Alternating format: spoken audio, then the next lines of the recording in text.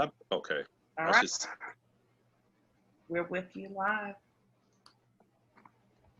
Well, good evening, ANC5D. I am glad to be back with my colleagues, my fellow commissioners, and the neighborhood. I've been out of town for family reasons the past couple of months. So I'd like to welcome you guys back. Welcome everybody. Well, I'm welcoming myself back. I'm welcome to see everyone. We have to call the order. I'm gonna do a roll call. And so with Commissioner Linhan, 5D01. Present. And Commissioner Blacknell, 5D03. You're on mute, Commissioner Blacknell. Commissioner Blacknell? Okay, Ned, can you hear me? Yes. Okay, present. All right. And I see Commissioner Moore and myself. We have 4 commissioners present. So we do have a quorum. I see our Congressperson is on, Commissioner Moore. But how many participants? Oh, we up to 30. Commissioners, would we like to hear from our Congressperson since she's online? Yes. Yes, I agree. Okay. We're going to Congresswoman Norton. Since you're online and we have our participants are checking in, we're going to actually let's skip down to adopt the minutes, give a few more people to check in. All right, so on the minutes, I've read the minutes. Are there any changes, commissioners? Everybody's? I'm here. Okay, so I'd like to make a motion that we accept the minutes from the September 8th meeting. All those in favor signify by saying aye. Aye. Okay, and that motion passes to accept the meetings with any changes that might come later. So, Commissioner Moore, I see 34. You think that's a good number too? 34 and climbing looks like, so I think that's a good number to go ahead and get started. Okay. This will again be on YouTube for eternity, or as long as the internet lasts. Okay, so we won't see those participants in our count. No, we don't. Okay, all right. So Congressman Norton, we're going to give you the floor. First, I want to thank you, Mr. Chairman, for inviting me to talk about my work here at ANC5D, because there's certainly a lot to talk about this year. I want you to bear in mind as I indicate what I am doing, that the Center for Effective Lawmaking who evaluates every member of the House and Senate, has evaluated me the most effective House Democrat in the Congress for this session. And they base that on proven ability, and here I'm quoting them, to advance a member's agenda through the legislative process into law, noteworthy because she is a non-voting member, end quote. I give that to you because I want you to know what I have done and how I am regarded in the Congress. And you notice that they said noteworthy because she is a non-voting member. And let me say this right now, because our DC statehood bill is passed, I don't intend to be a non-voting member much longer. And I'll get into that in a little while. Now, let's begin with DC statehood. Our bill has passed overwhelmingly. That's 238 to 140. Not many bills pass by that high a number. That means that virtually every Democrat voted for the bill. And the reason that's important to note is that many of these Democrats, the Democrats who gave us back the House, are from Trump districts. That is to say, they won their House seat by only 2 or 3 percentage points. That shows the strength of our bill, and virtually every Democratic senator is a co-sponsor of the bill. I sought to get not only votes, but co-sponsorship, and virtually every Democrat who voted for the bill was a co-sponsor of the bill. So what comes next? The polls show that Democrats have an excellent chance of winning the Senate. That doesn't mean that the first thing they'll do is to vote for statehood, but it sure puts us along the way right soon after we just passed this bill in the House. And the best news is the president is so far down on the polls that I don't see how he can be elected in any kind of honest election. Let me go on because there's a whole lot to do beside DC statehood, and there's a lot that I've been doing in the Congress this year that DC needs beside DC statehood. Perhaps most important is my bills that have revitalized neighborhoods, bringing billions of new revenue to the district. Remember, the district can't build high because of the monument and the federal presence. So if we don't use what land is available to us, and most of the land that has been unavailable has been owned by the federal government, if we don't use that land, we really don't have any way to expand. And as you know, many, many people are moving to the district now. This was unused federal land by bills that have turned over that land. One of those bills is the Wharf. I don't know if any of you all have been to the Wharf, but it looks like it's fully built. Well, that's only phase one. We already see all kinds of amenities that are bringing billions, and I use that word advisedly, billions in revenue to the District of Columbia. That's the Wharf. That's on the southwest waterfront. Now move over to the southeast waterfront. And by the way, the Wharf is now in phase two, meaning we're going to have a number of more years of building on the Wharf. Now move to the southeast waterfront, what we call the Capital Riverfront. That too is my bill. And we see that looks like it's built out. I don't know if your residents have gone to see that in Ward 5, many shops, new office buildings, restaurants, many other amenities, and yet that's not finished. So that also has probably another 10 years to build. All that just keeps money flowing into the district. There's NOMA, that's almost finished. That area north of Massachusetts Avenue, that was full of nothing but unused warehouses, gone to waste as far as revenue to the district is concerned. Now it's almost all built up. The bill I'm working on now is my Walter Reed Hospital bill. Now, that's a huge plot of land that the old Walter Reed was on. I got that land for DC by using federal regulations that say that the federal government prefers to locate federal agencies near public transportation. So I use the fact that Walter Reed is not near public transportation to get that land transferred to the District of Columbia. We're just beginning to build on that land in Ward 4. That's a massive land set of a massive land piece.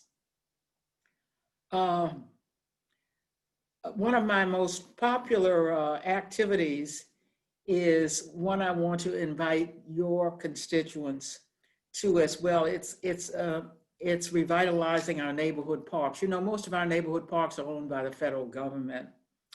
We have passed a bill that will revitalize our neighborhood parks. There are those parks in Ward 5. I have had them in virtually every ward, sometimes in more than one time, because our parks are extremely popular, as you might imagine they are, particularly today with COVID surrounding us. You can get out and get some fresh air and less likely to be cooped up. Perhaps my most popular bill is one that I have continued to get funded even when Republicans were in power, and that's DC TAG. I imagine that some Ward 5 residents are going to DC TAG schools. It gives up to $10,000. That's more than most state colleges cost, up to $10,000 annually to attend any public college or university. That bill has doubled college attendance in the District of Columbia. That is very important for our city because this is a white collar town. Basically, the jobs here require at least 2 years and often more for education. So far, we have no riders on our House appropriation bill. I expect that the Senate they still control the Senate. They may try to do one on abortion, but we got them all off now that we control the House. Very important language I get in the bill every single year. You remember that the district used to be shut down when the federal government shut down because the Congress couldn't agree on bills. I have a bill that passes the year each year in advance of the next that says, if the federal government shuts down, the district will not shut down.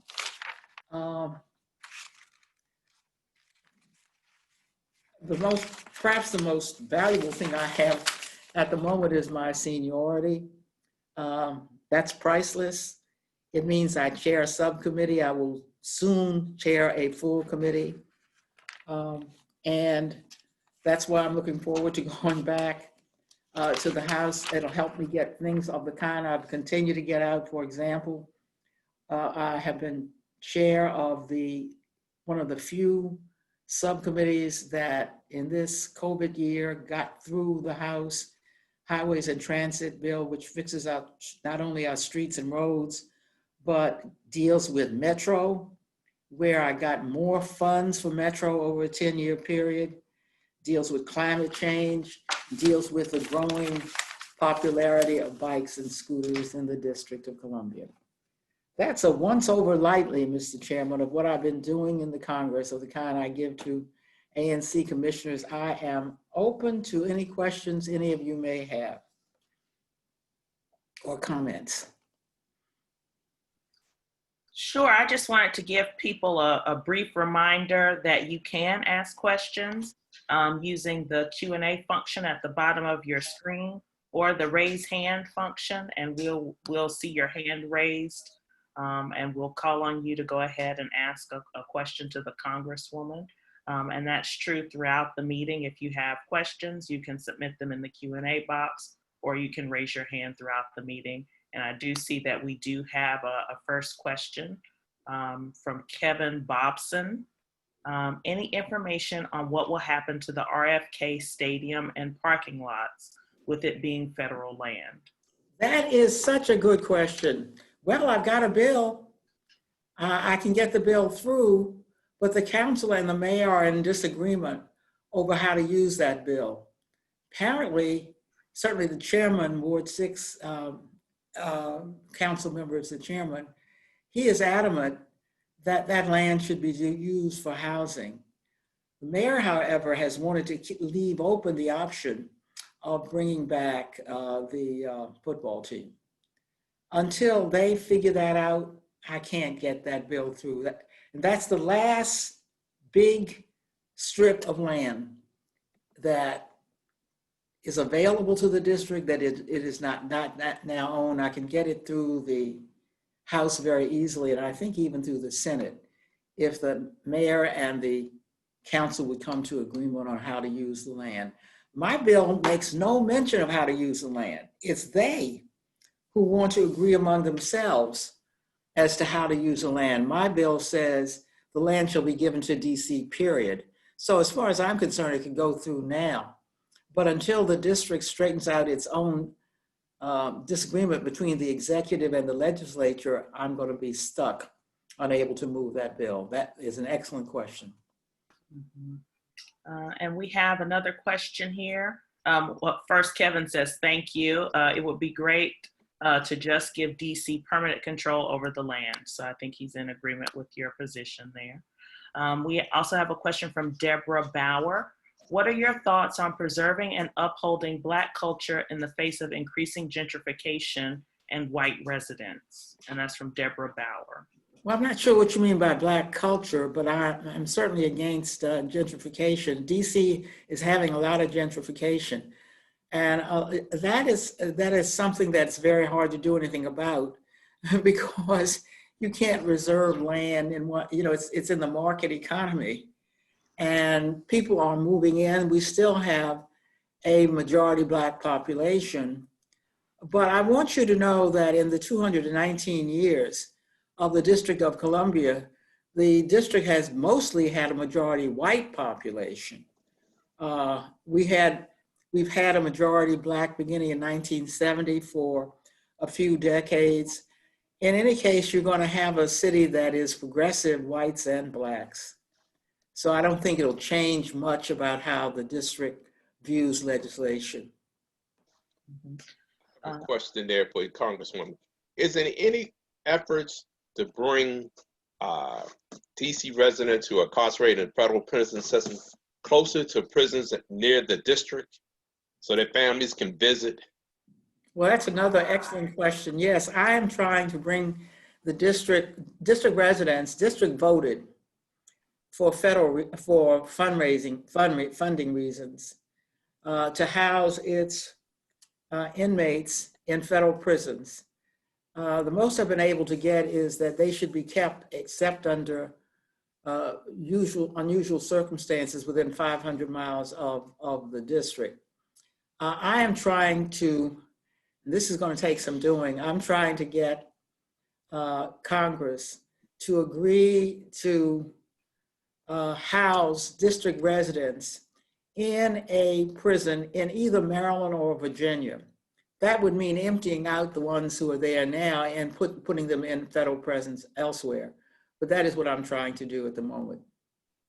It'd be very important to have our residents closer to home. We know that that has a lot to do with rehabilitation to the extent that they can see members of their family and friends. They are far more able to do well when they leave prison. Okay, thank you. And sticking with that topic, we also have a question coming in from Dave and Lydia. Ms. Holmes-Norton, thanks for your years of service. Do you have a position on a new jail in DC? Well, that's a district matter, and I haven't taken a position on it. I think what district residents seem to want is some renovation, at least, of that jail. They want to have, the jail is in DC, and they want to have access to people in jail, but that would have to be built entirely with DC funds. And I'll just follow this up with a question. I'm surprised at my neighbors, you all, that you have not asked this question. But I wanted to ask about the Arboretum. Efforts to reopen the original gate at M Street. You say that again? I wanted to talk about the reopening of the Arboretum gate at M Street. Oh, goodness. Being federal property. Yeah, that has been closed for some time. And I have sought to get it open because I've had no luck in getting Congress to want to open that particular entrance. Other entrances are open. Why are you particularly interested in M Street in particular?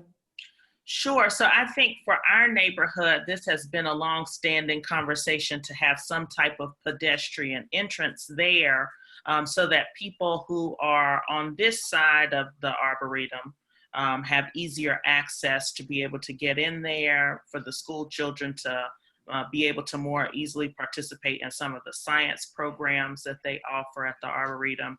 And I think now even more so than before, with the shutdown and folks being at home due to COVID, it would be great for people to have an opportunity to have some very easily accessible, pedestrian access to that entrance. The major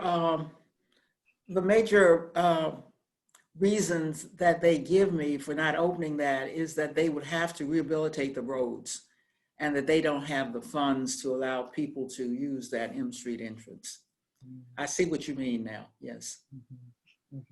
All right, thank you. And we do have one more question here, and I guess this will be our last one from Miss Juanita Diggs, who is, in addition to being a neighbor, also or two more. In addition to being a neighbor, she's also the president of the Langston Civic Association. So Ms. Diggs, you're unmuted and able to talk.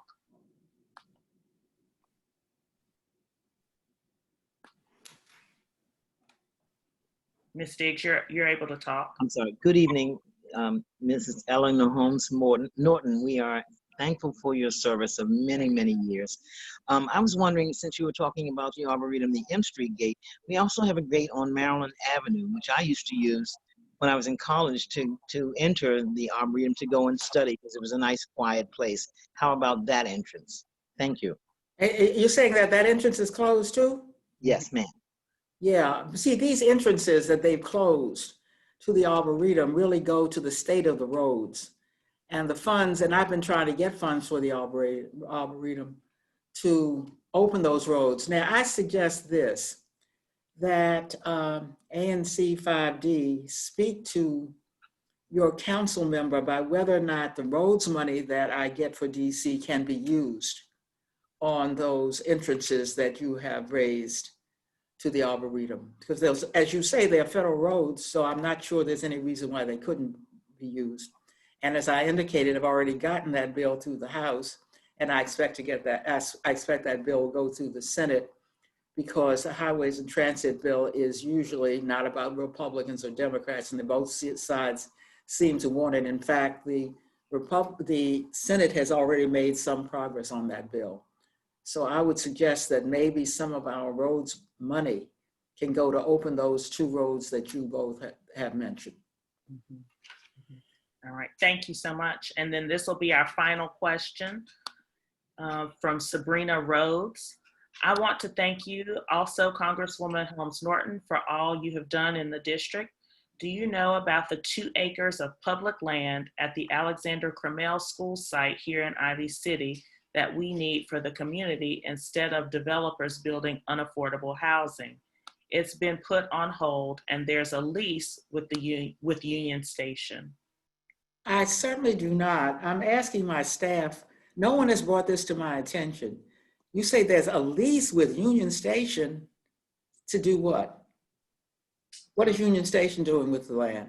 And Sabrina, oh, go ahead, Ryan. So Union Station, redevelopment company, had leased the land to move their buses there for when they were renovating Union Station. However, Howard University had done an air quality study that prevented that move because of how dire the air quality is in Ivy City, because we have been treated as a parking lot. We have the DC public school buses, and we have also DPW's trucks just on the other side of the neighborhood. So that is why that prevented that lease from happening, but they still are holding on to this land.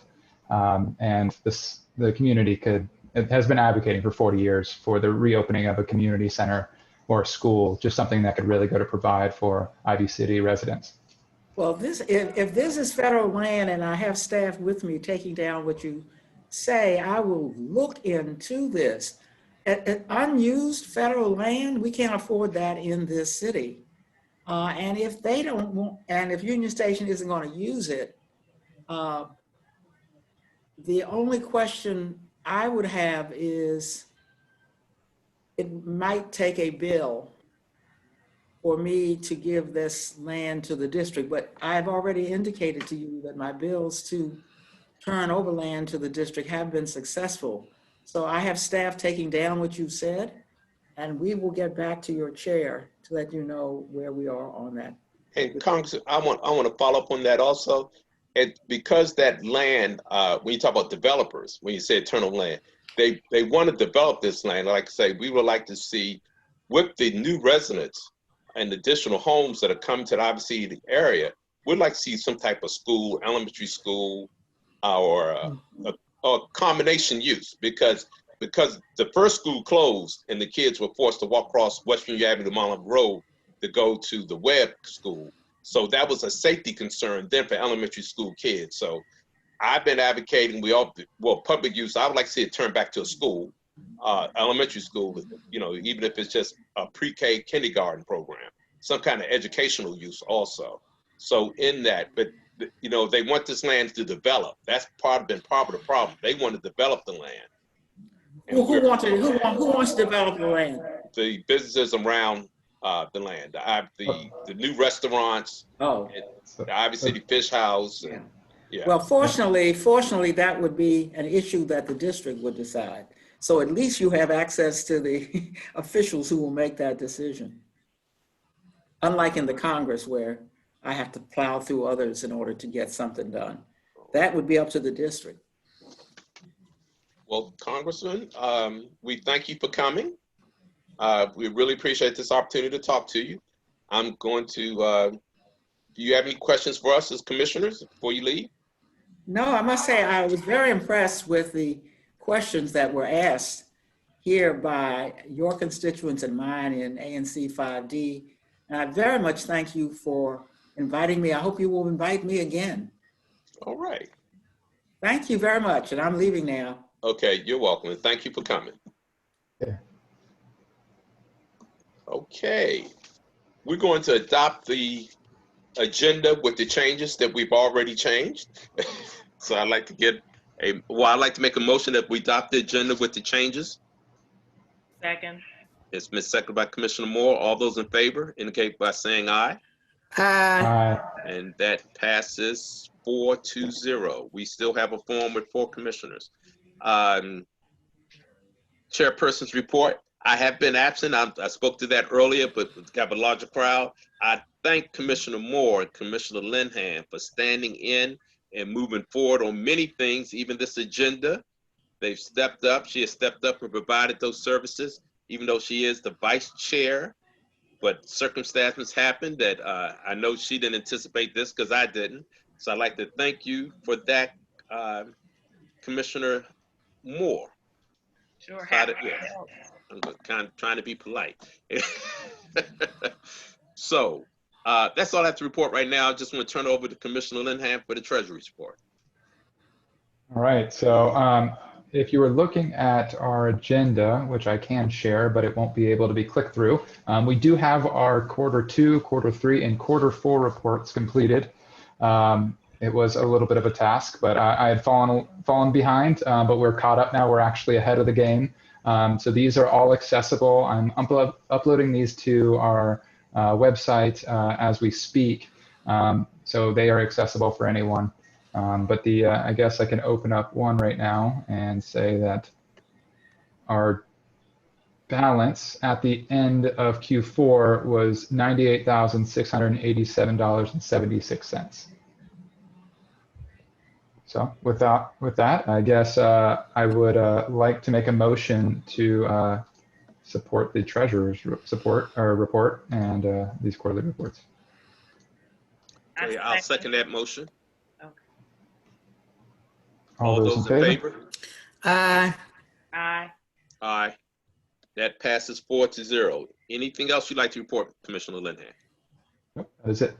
I just have a quick note here that I wanted to share because I know we did just approve the agenda with the change of the Congresswoman, but we do have a note here from the developers at 1638 Trinidad Avenue requesting to present. Do we have any issue with adding them to tonight's agenda?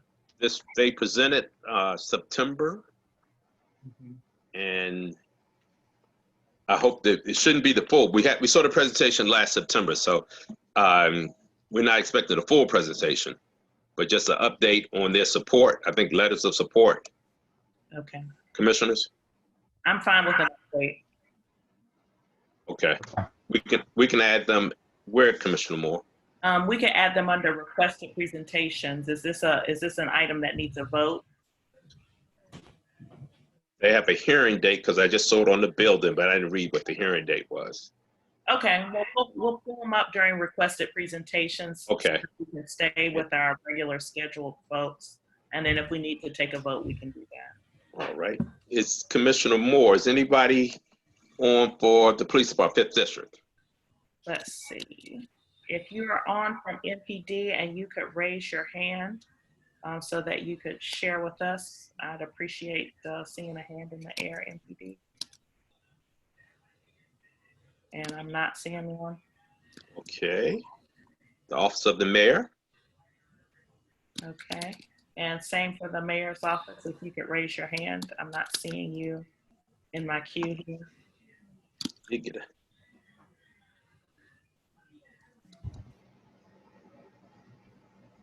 seeing item moved or Dominique. All right. I got to, okay, and well, Ward 5, Mr. Grant. Did I see a text from him today? I did get a text message from him today, but I don't see him online. All right. Um, I think I saw the same text. yeah. Okay, so I'm not seeing any of those folks online and not seeing any hands raised either. Commissioner Moore, then we're going to step down. If they do come online, we'll give them opportunity. Commissioner Moore, the traffic study. That was in your ANC? Yes, it is. And so I just wanted to point out one thing here, which is that all of these items, this long list of items are on the consent calendar, which was something new that we had started doing and seemed to work well for keeping us on time. And so these were all kind of non-controversial items that we could approve with one vote. So just to speak to, I can just go ahead and speak to the several items that I added to the consent calendar. Yes. And if you, if anyone wants to object and have it added to the normal voting actions, please let me know. But I'm requesting a traffic study for the 700 to 1,000 blocks of 19th Street Northeast. There are problems with speeding. It's a one-way street, and people are turning the wrong way consistently on a one-way street and speeding. So it's a very dangerous situation. In addition to the fact that we've already requested a four-way stop sign at the 19th and I Street intersection. We're not able to just flat out request speed humps because the hill is too steep for speed bumps at that location. So we are requesting that DDOT have some engineers come in and take a look and make some recommendations about what we can do to improve safety on that block. And the neighbors, was there anyone who objected to that being on the consent calendar? No, I just like to add in that traffic study, because 5D06, the residents requested a traffic study and for stop signs. And what your request should be is the rate of speed of a few cars, because they said there wasn't enough traffic for a stop sign, but it's really not the traffic. It's that one or two cars that are at a high rate of speed that come through both Trinidad and Montella Avenue. So they said it wasn't enough cars to add a stop sign. But the reason why I'm saying the same thing we're saying, the reason why we're adding is because the few cars that do go by are going by at an excessive speed. Right. So, and they didn't capture that when they did their study. So I don't know, whether it was done at weekends or nights, Friday night, Saturday night, when we do see, if you live on one of these streets and you're sitting on your porch. Yeah, I'll talk to Kelly about that. Yeah. We're having the same issue in Ivy City. Yes. Yeah. So just make sure, because they didn't approve it for Montella Avenue. So hope, Yeah, I remember that for 5D06 because we were all on that email chain. So yeah, and then it's still you, RPP. Still me. Yeah, but that's fine. No, that's fine. We know what that is. Residential park permit. And the neighbors submitted. More than half of the neighbors signed to submit a request for RPP for that block. And then also on that same block, their alley is a dead end. And people are turning around in their backyards in order to get out of the dead end alley. So they'd also like to have a dead end warning sign at the beginning of their alley to let people know you cannot get to 21st Street behind the house. Okay. And then the last item was just hiring a virtual assistant service so that, we have tried mightily to hire an assistant, and we've had some challenges just due to COVID, being able to get someone trained and keep them. And so we wanted to hire a service so that, if we do happen to, for whatever reason, lose an assistant in the future, we're not stalled until the next time we're able to find someone and vote. Okay, I'm sorry for that, because we talked about that earlier. Let's move that to a separate vote. Okay. Service agreement. Got it. So now I think the rest of these items are Commissioner Linhan, Atlas Brewery, and Union Market Rooftop. Yep. So ABRA license requests. Atlas wants to change from manufacturer to retailer so that they can start selling some, I think, wine and beer. High Lawn is the rooftop, I guess, park / restaurant that also serves alcohol. So they're looking for a stipulated license. And you have no objections? Okay. So I like to do a motion that we, with the exception of the service agreement on the consent calendar, that all items be approved. Is there a second? Second. That's seconded by Commissioner Moore. All those in favor say aye. Aye. Thank you. And I just want to point out, we have one question Okay. from the audience now that we finished our consent calendar. Ms. Diggs, you're able to unmute and speak. Yes, since you were speaking about traffic and concerns, we have a big concern here between Maryland Avenue and M Street and 5D04. This is actually probably for Commissioner Blacknell. We need to actually request the same speed bumps because we've been having a lot of ATV traffic all summer long. I'm not sure where these people are getting the ATVs from, and a lot of speeding. We have kids on my block on both sides, and it's just the noise is just annoying, and it's also it's dangerous actually. And so if we could actually get the same thing, a traffic study going, so we could have possible speed bumps put on the street of 21st Street between Maryland Avenue and M, that would be a good thing. I'm not sure how we go about that, but if we could do that, Commissioner Blacknell, I would appreciate it. Thank you. Excuse me, Ms. Diggs. Ms. Diggs? Can she hear me? I can re-promote her, but she can hear you. Okay, Ms. Diggs. She can hear you. I can hear you. I don't know where you were at the time that I had a resolution. You're breaking up awfully. Go ahead. I cut the video. It should be better now with the bandwidth. All right. Thank you. Thank you. I did resolutions for speed humps and everything, and M Street wasn't on the list, but I can get another one done because Miss Hardesty has complaint. She has a complaint because they didn't put the speed humps on her street on G Street. So if the commission agrees to do another resolution and add M Street on it and 4th and G Street again. 21st Street between Maryland Avenue and M. Okay, is it on your street or it's on my M street, which is 21st Street? It's on my street. No, it's on okay. 21st Street between, starting in Maryland, ending in M. Okay. So the 2100 block of, the 1100 block of 1100 block of 21st Street.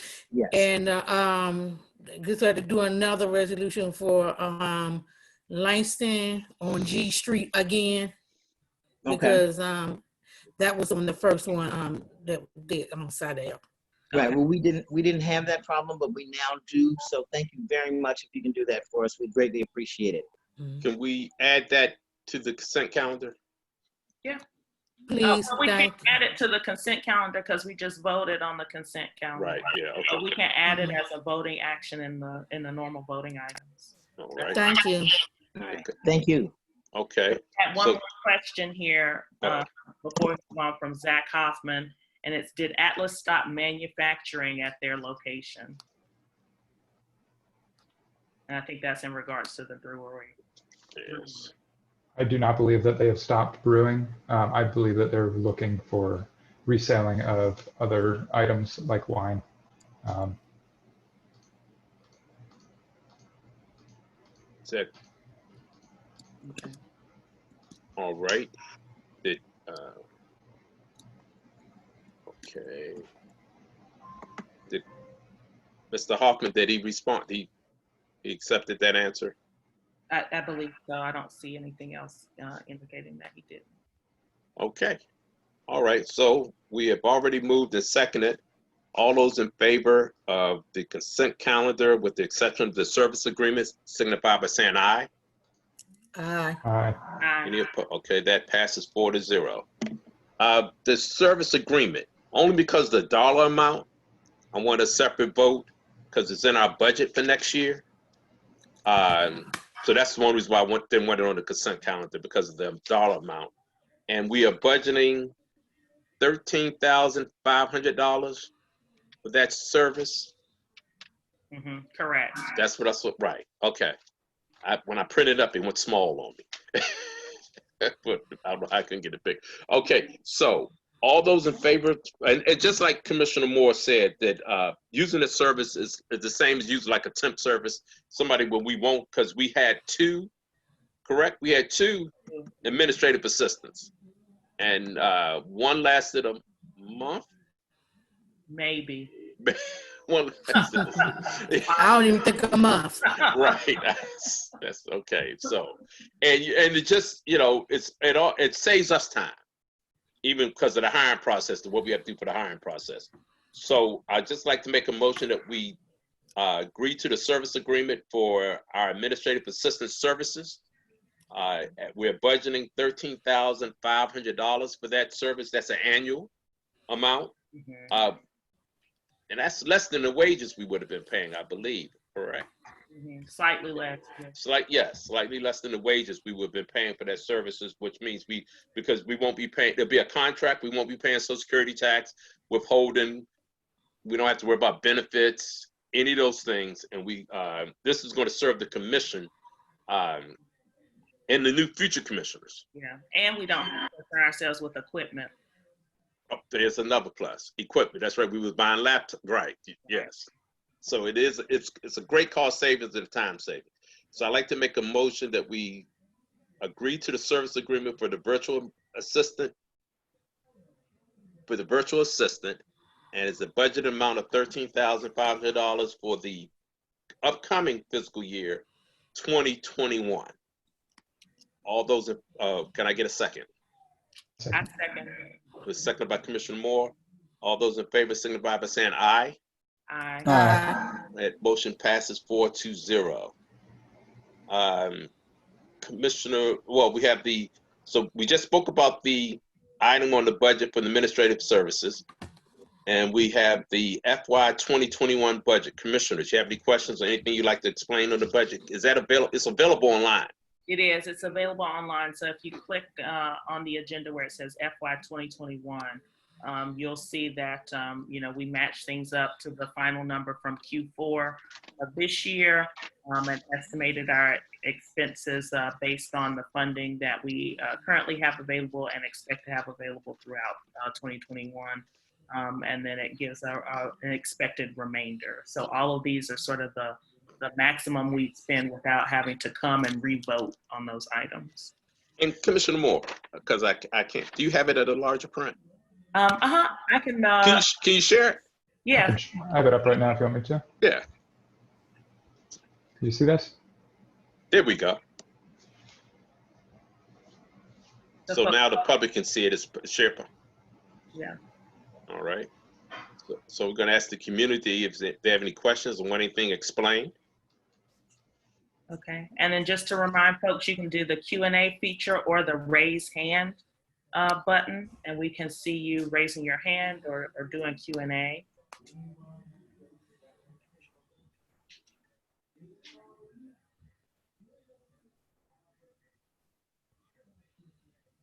And remind, this is a budget, so it doesn't mean we're going to spend this amount, but it's money that we're allocating to spend in this way.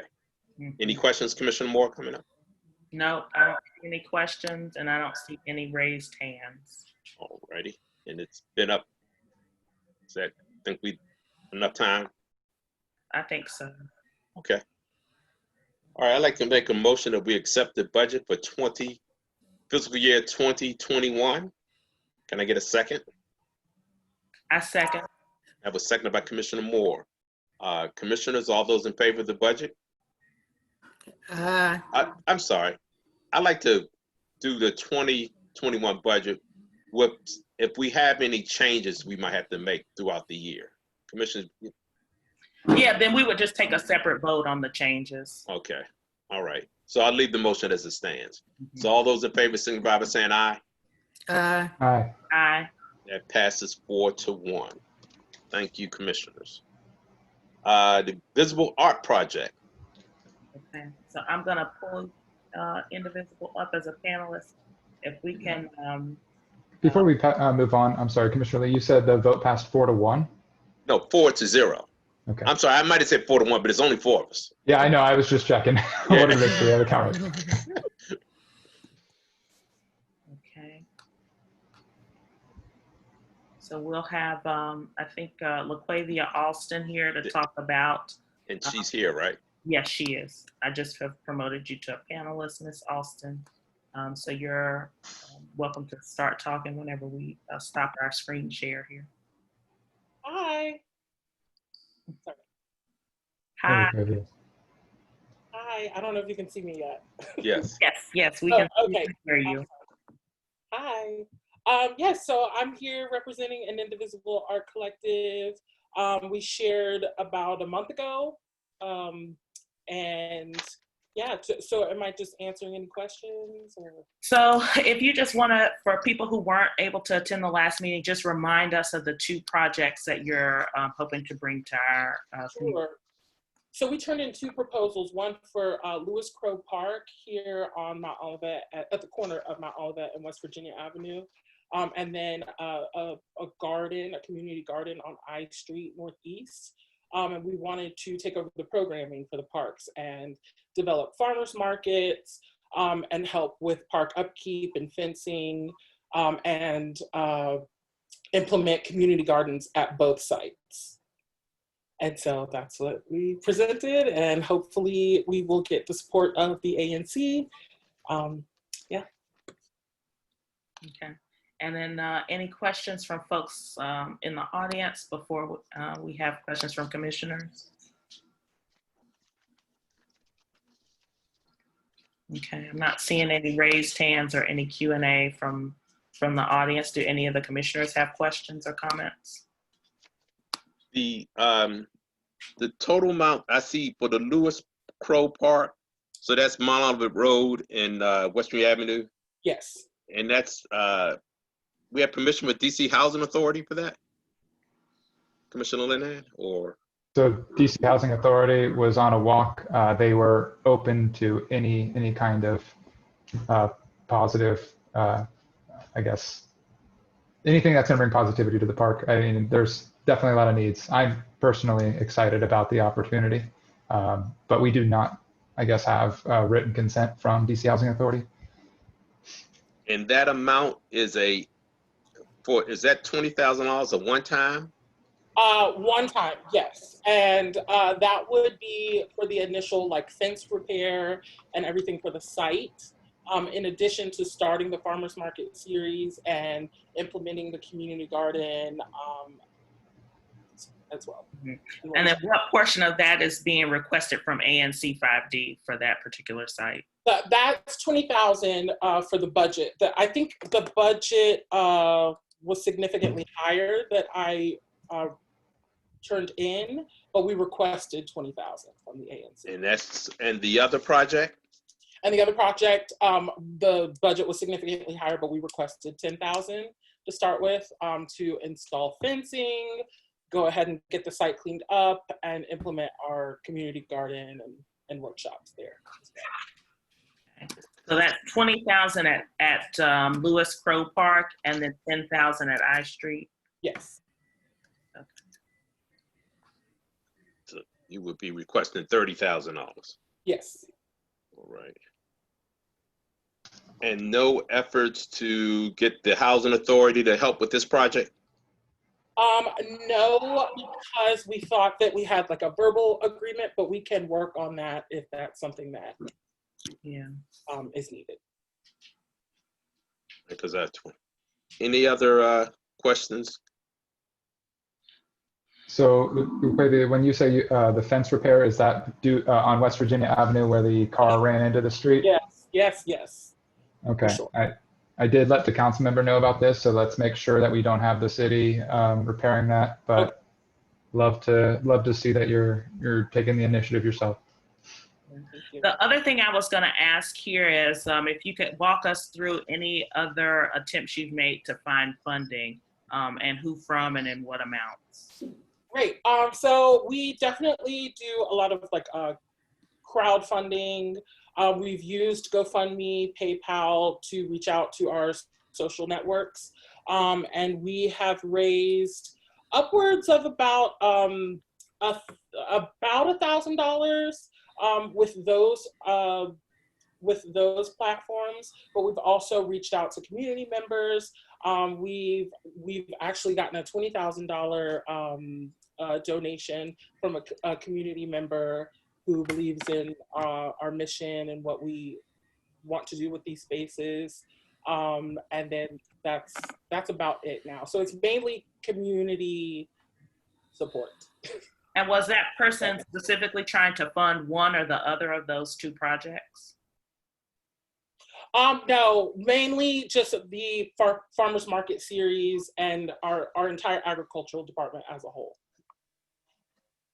And that's what we want to implement into these spaces. Okay, and then I do see we have two public questions. So Ms. Diggs, I'm gonna go ahead and allow you to speak. If you'll go ahead and just unmute whenever you're ready to share with us, and then Ms. Rhodes will move to you. Hi, so when I heard you say I Street, are you meaning 21st and I Street Northeast? Yes. Yes. So what will that project be? As soon as possible. No. What would the project be? It would be a community garden. That's It would be a community garden that we would implement. We would do workshops, host workshops, allow the community to harvest, and then we would also implement a farmers market series on site. That would be wonderful. Thank you very much. Thank you. We have lots of vendors ready to go. Not only do we have vendors that are willing to work on the SNAP permits to accept EBT, but we have produce, like multiple vendors who are offering free produce, free toiletries to the public as a part of these farmers market series. We're working with the DC Fridge Collective, and they have an abundance of goods that are ready to be put into the community. Oh, thank you. That's a wonderful project. I'm all for it. And if you need some help from Langston, the Civic Association, we're here to assist you. Thank you so much. And thank you, Commissioner Moore. I think we talked about this, but in very general terms, and I didn't know it was an actual thing. So I thank you very much, both of you. Sure, it is indeed a real thing. Ms. Rhodes, you're able to unmute yourself and share your thoughts now. Can you hear me okay? Yes. Okay, Yes. Great. Okay, so I'm here in Ivy City, and I heard your presentation last month. And that'd be great because we do give out, we were getting Dreaming Out Loud produce to give to the residents. Oh. And that'd be great if we can grow our own produce. Right. And have our own farmers market, because what we're trying to do here in Ivy City is have our own, take care of our community, by the community. Exactly. So and that's exactly what I'm wondering. Well, see, that's what I was talking about earlier. If we can get a garden over at the Alexander Carmel site, along with what you're talking about at the Lewis Crow Park, that'd be a very large area where we can grow plenty. So we are definitely open to expanding and as well. Yeah. Well, have you been in the neighborhood? Because would you mind coming to the neighborhood and talking with us and walking around with us? I'm actually a resident, so I would love that. Okay, cool. I'm in the neighborhood. We're gonna have to get together. Okay. That sounds great. Thank you. Thank you, Ms. Rhodes. I just, this has been done in other neighborhoods. Actually, where I grew up in Ward 5, but this in Ward 4, where they took the residents have gardens. They've had gardens there for years on Peabody Street behind the 4th District. and also next to the animal rescue lead off of Blair Road Northwest. So what was just preventing us for just having a garden there? Because I think it's a great idea, but the cost and how much that's going to take, the cost that you're asking. I mean, that's half of our grant budget. Well, the cost would, I mean, if we can work something out with the fencing, that would be different, but the fencing definitely ate up the majority of the costs. And we want to just make sure that the crops are protected. And then implementing the farmers markets, we just have to work on the licensing and all of that. And it's just a matter of like sustaining and just initiating the program. Right. And you say you want the crops protected from whom or what? Well, just protected in general. I mean, every park I think deserves nice fencing, proper fencing, and that is not the case right now with Lewis Crowe Park, or the I Street location doesn't have any fencing at all. So I'm not necessarily trying to keep anyone out. If that's it. Well, because I was going to say, because we have a lot of wildlife. Oh wow! As our neighbors who have guards in their yard can contest that, right. Many of things get harvested by the wildlife. Right. Over the fence. We have implemented like chicken wire and things like that into the garden that we have started already. We haven't had any problems with rodents or wildlife as of yet. But again, anything is possible. Okay. Is there any more questions? Commissioners? So I don't have any more questions here. I think this is a great idea, and these are just my comments. I think this is a great idea. I think this is exactly the kind of thing that our community should be doing. But I do think it is a little bit of a concern for me, the dollar amount, as Commissioner Lee mentioned. And so I would like to see, and I think, we talked about this privately as well, additional sources of funding and additional applications for funding to go out. And so I think, this is something I definitely support. I think it's a great idea. But I think maybe my question is about how best to move forward. And so I'm just kind of mulling over a couple of things here, which is that I would approve of this funding pending permission from the property owners, like written permission from property owners in both cases. And B, maybe some kind of match situation where ANC5D is willing to match other fundraising efforts as a way to get more community groups involved, and for us not to spend half of our budget for the fiscal year on grants in the first month. And actually I would only like to see a limit. Yeah.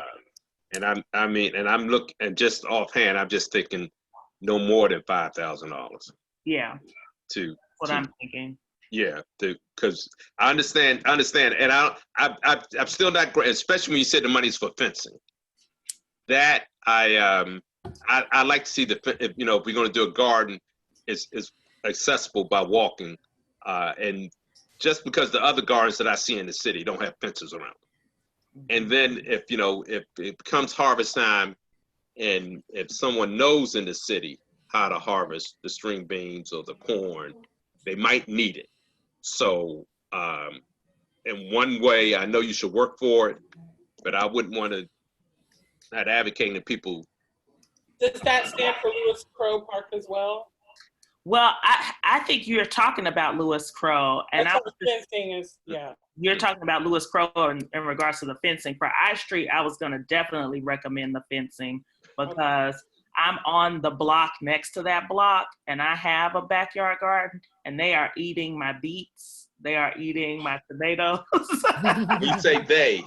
The rodents, the wildlife, we're on the backside of the Arboretum. And so, having some kind of protection for your vegetables. We got all the friends. Yes.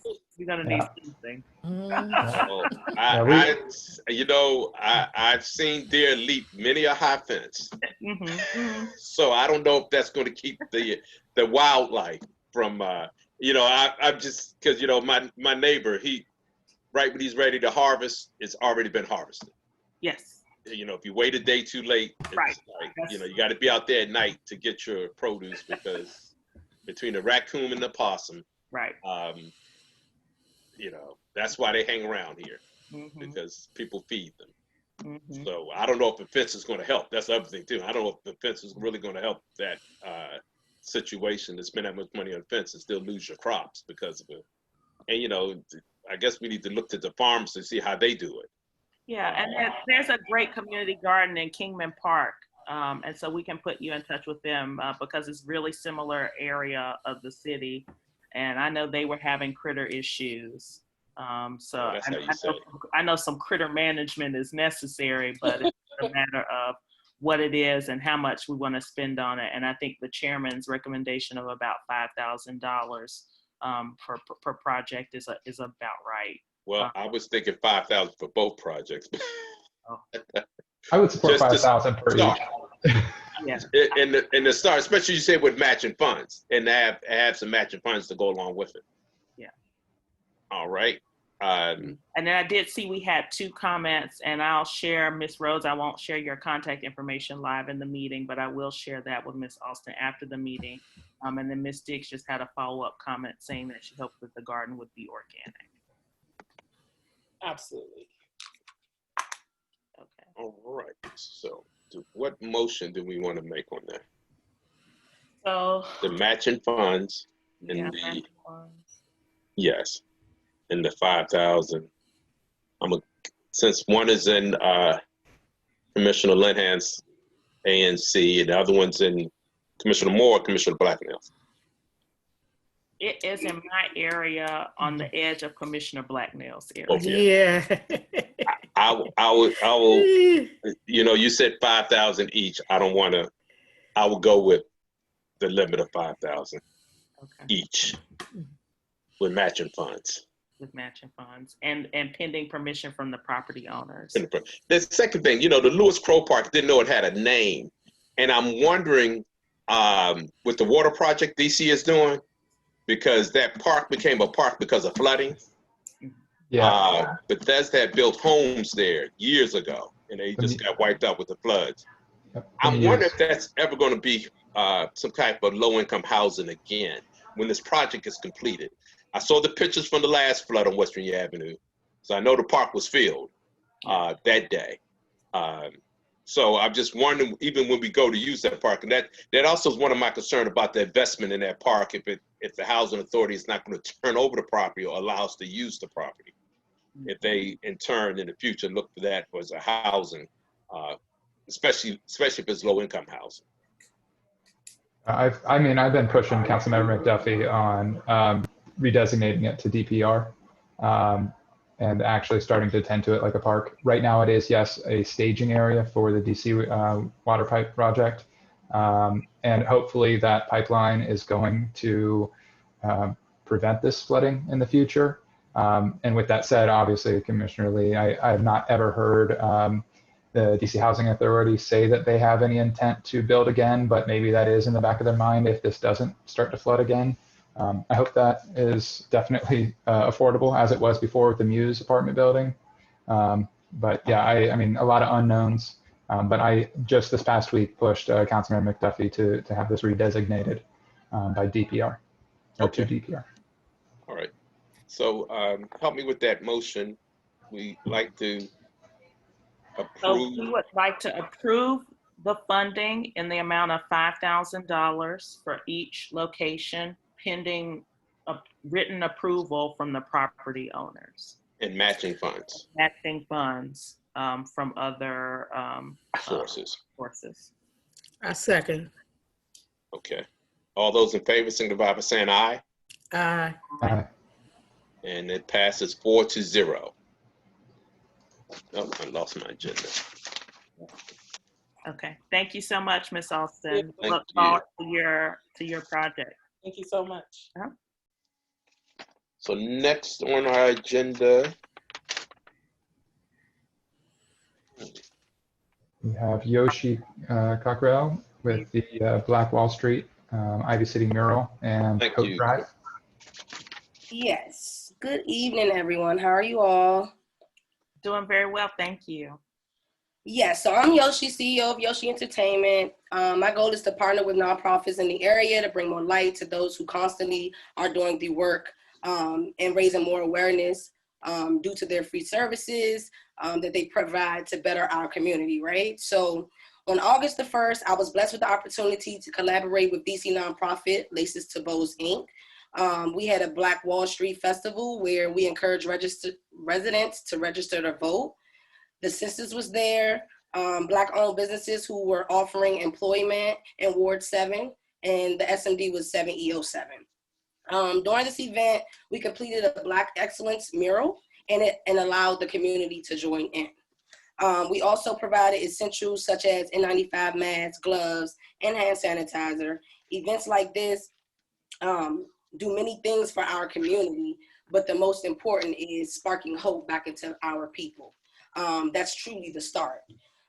So this go around for this particular mural in Ivy City, I partnered with Off My Block nonprofit, and they are on the line as well. But before I get to them and allow them to introduce themselves, I just wanted to show you guys some information. So this is, I'm about to share my screen. Give me 1 second. And then if you're here, I'm just interrupting really quickly from the other organization, Off My Block, if you could just raise your hand so that I can promote you to a panelist. Got it. Thanks so much. Okay, give me 1 second. Share screen. Okay. Says that it's disabled. I'm trying to share my screen.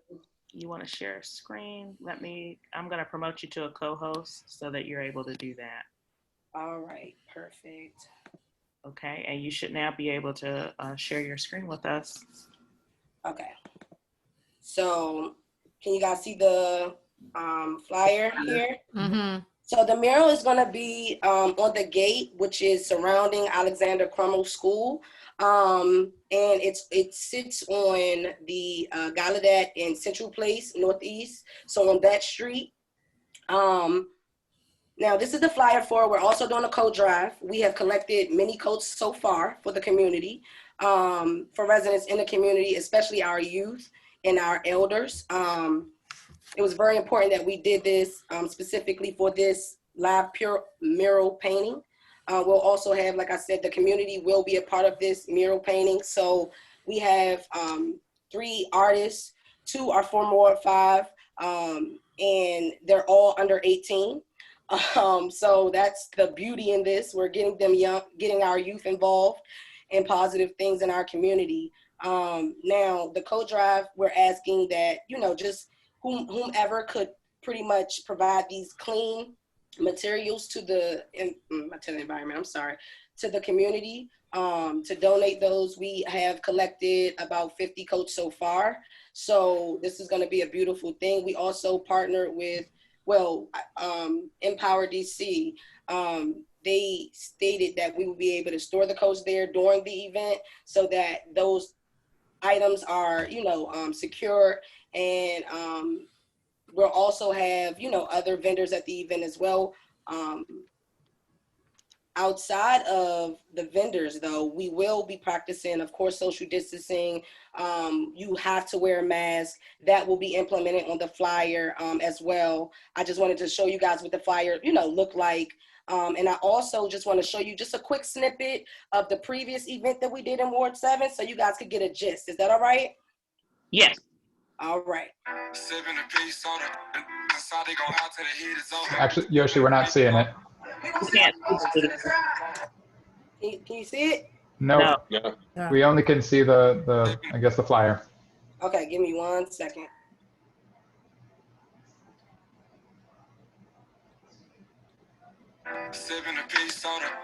Still not. No. 1 more second. Looking this out over here. Might be best to disable and then try to reshare the window that you're looking at. Okay. Thank you for that, Ryan. Yes. All right, give me 1 second. Okay, so now it should work because we look like we're still sharing. Not seeing anything yet. Give me 1 second. Let me see. Share screen.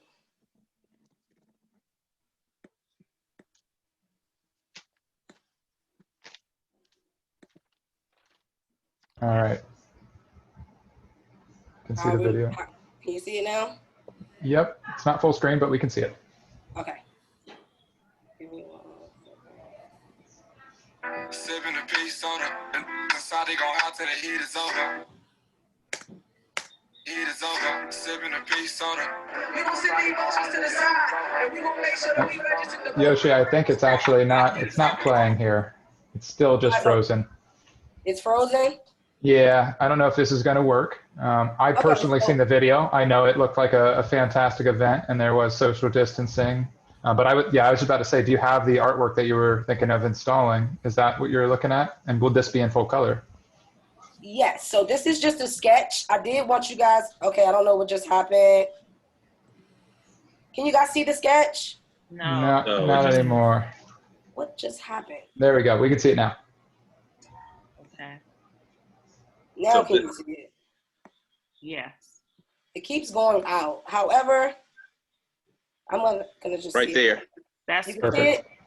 Yep. Perfect. Okay, so this is just the sketch. Of course, it's not in color, but it will be in color once it's painted. I wanted you guys to be able to see what the mural consists of, and it's about togetherness. Of course, we wanted to provide positivity, and Alexander Crummell School is a very, very, very historic school.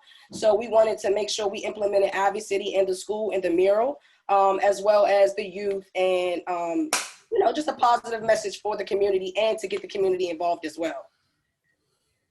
okay. So your budget is $4,880. Yes, Okay. yes. And this, so you have do you have a detailed budget of $4,876? Yes, I do. And who are the artists? So the artist, give me 1 second. I think maybe the math is wrong on one of those. I can't remember which figure is correct. Well, one says 4,876 and one says 4,800, and Yeah. that I Yeah, think. it's the 40. Okay, so it's the 4876. That's the updated line, Okay. the budget. The artist, one goes by Sydney. The other is Chloe, and Chloe actually just graduated from Duke Ellington. And Sid is actually going to the 11th grade next year. So she's in the 10th right now. She's a sophomore. And she's And out Duke Ellington. yes, she just graduated from Duke Ellington. And Chloe actually worked on Ward. She assisted with Ward 7. She just assisted actually with that mural. So yes, we bringing it to her ward. So she wanted to be a part, and that's how we're getting it done. She lives where? You said she's a Ward 5 or Ivy City resident? No, Ivy City resident. Oh, she is. Her exact address right here. No, I don't need an address. That's personal. Sorry, guys. But she lives in Ivy City. Yes, sir. Okay, and she's a graduate of Duke Ellington? Chloe is, yes. And is she Chloe going, what's her future? What's her future plans? Her future plans, I would assume she's in college right now. She's actually in Atlanta, but she's gonna come back down for this. Her mom. No, that was it. She's a college student now. Yes, sir. Okay, yeah. Yes, sir. She's furthering her goals as a painter, as an artist.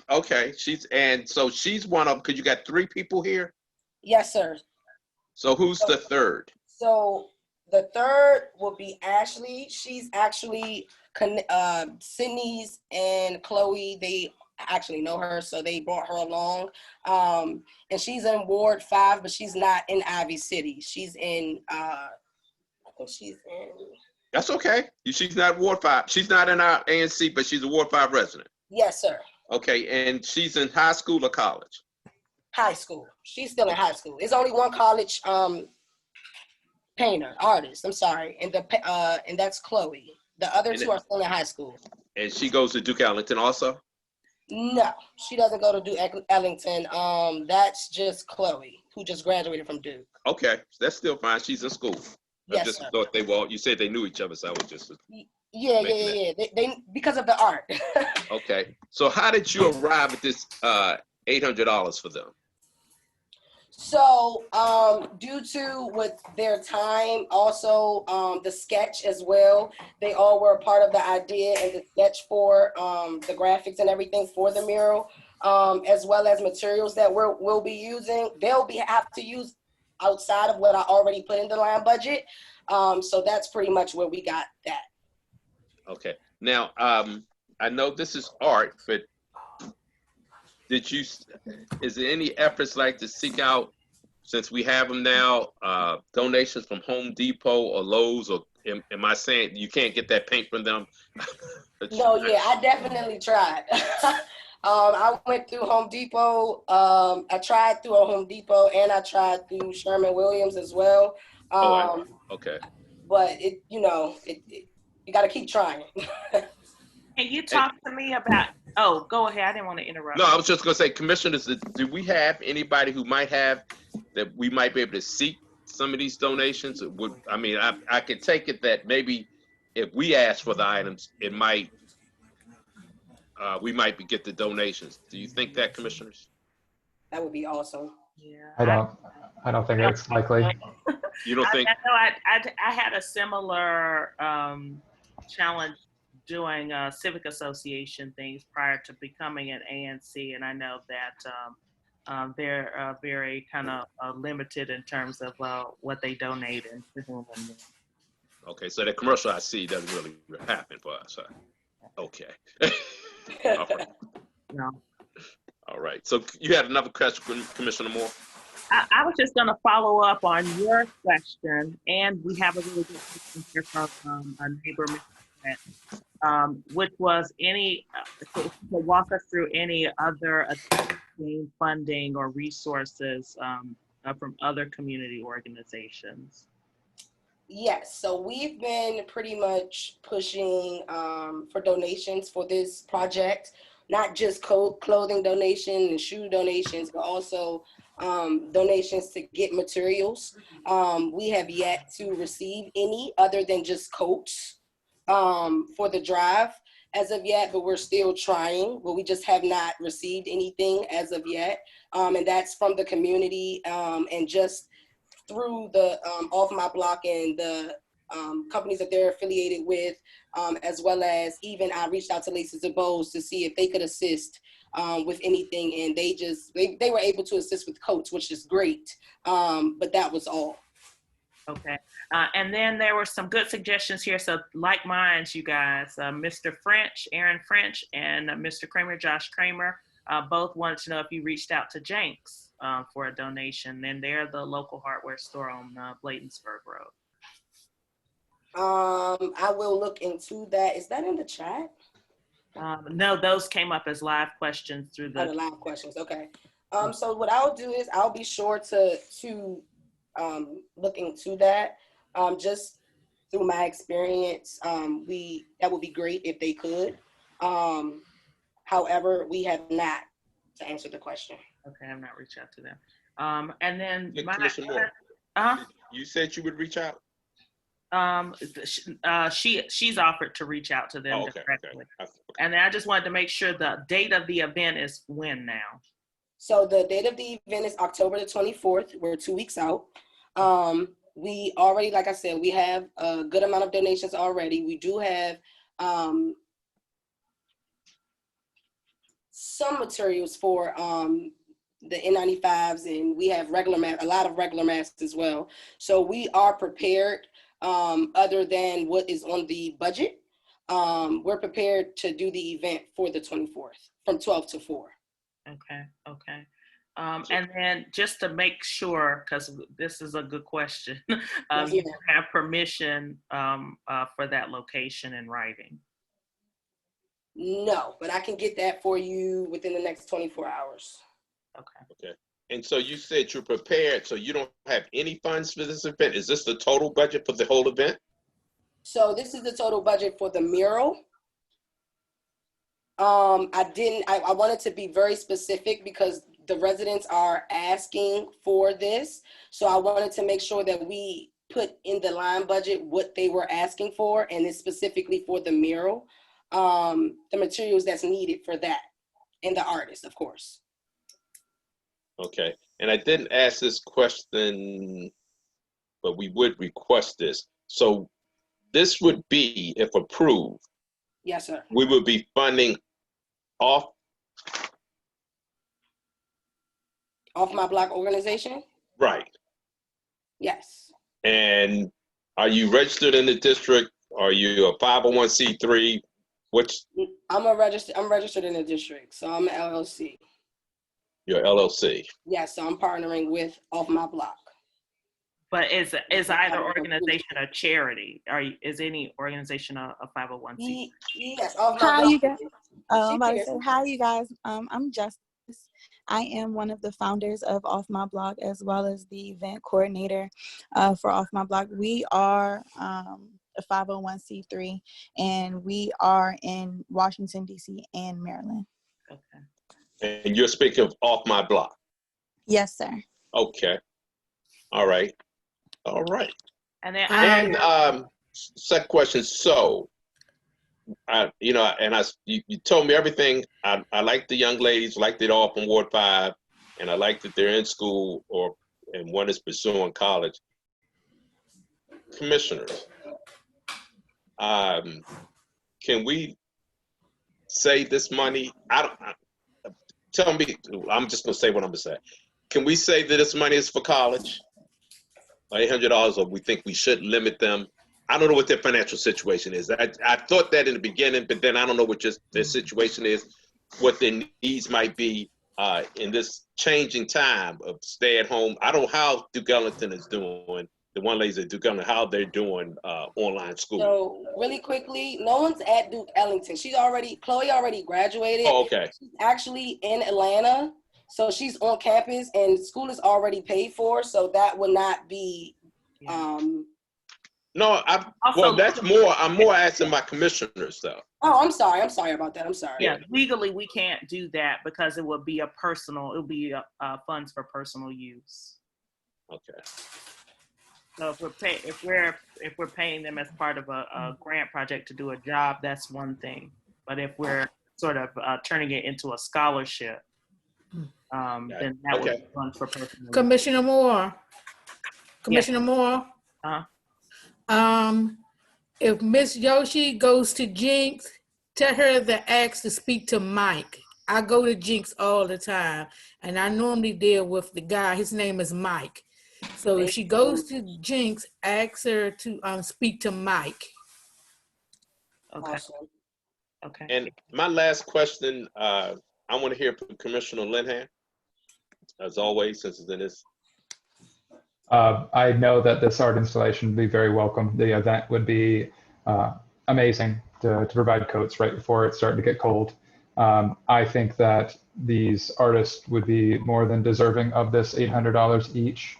Definitely. I agree with that. So yeah, no, I mean, I see nothing wrong with the budget. I am excited with the prospect of having some art to look at. When I pull down my street, I know that there was an art installation done on this same fence around the corner.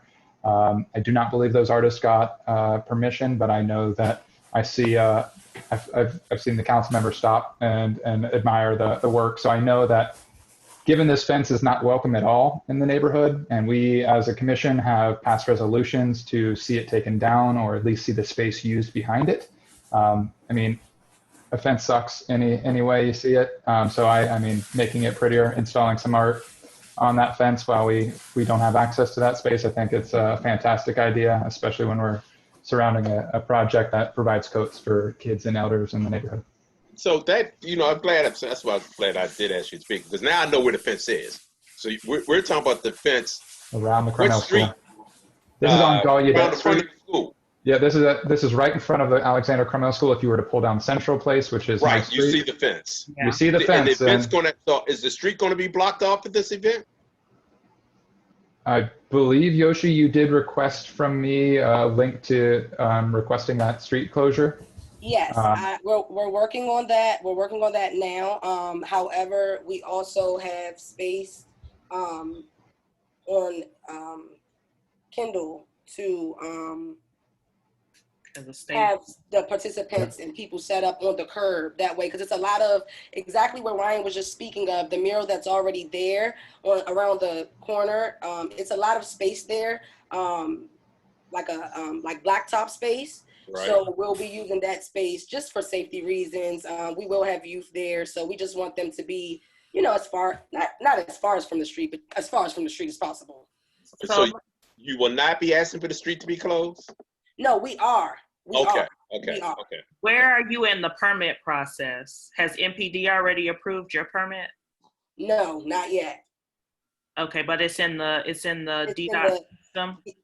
I'm still getting all of the signatures. So once I'm finished that, then I would be, I have a good amount, but I just have to get a few more, which will probably be done, not probably, it will be done Thursday. So we'll still have enough time to get that done. And MPD will be notified as soon as we get off, like tomorrow. Yeah.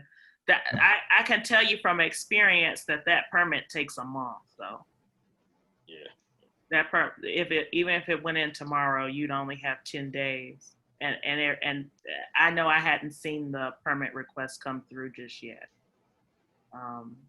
Even with the signatures, MPD has approvals. You know, EMS, a lot of people approve that. Okay, so that would be something that we would have to work on. But again, to not have to block the street off, to practice, like I said, safety precautions and social distancing. There is a huge blacktop platform right around the corner. And right in front of the gate, there is sidewalk so that the artists will be fine. But as far as, and we're practicing social distancing, even with the community being involved. So there will only be maybe 1 to 2 residents at a time that will be able to participate in painting the mural with the artists.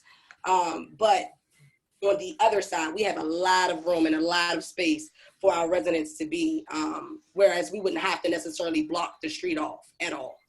But I think I'm really saying I want you to block the street.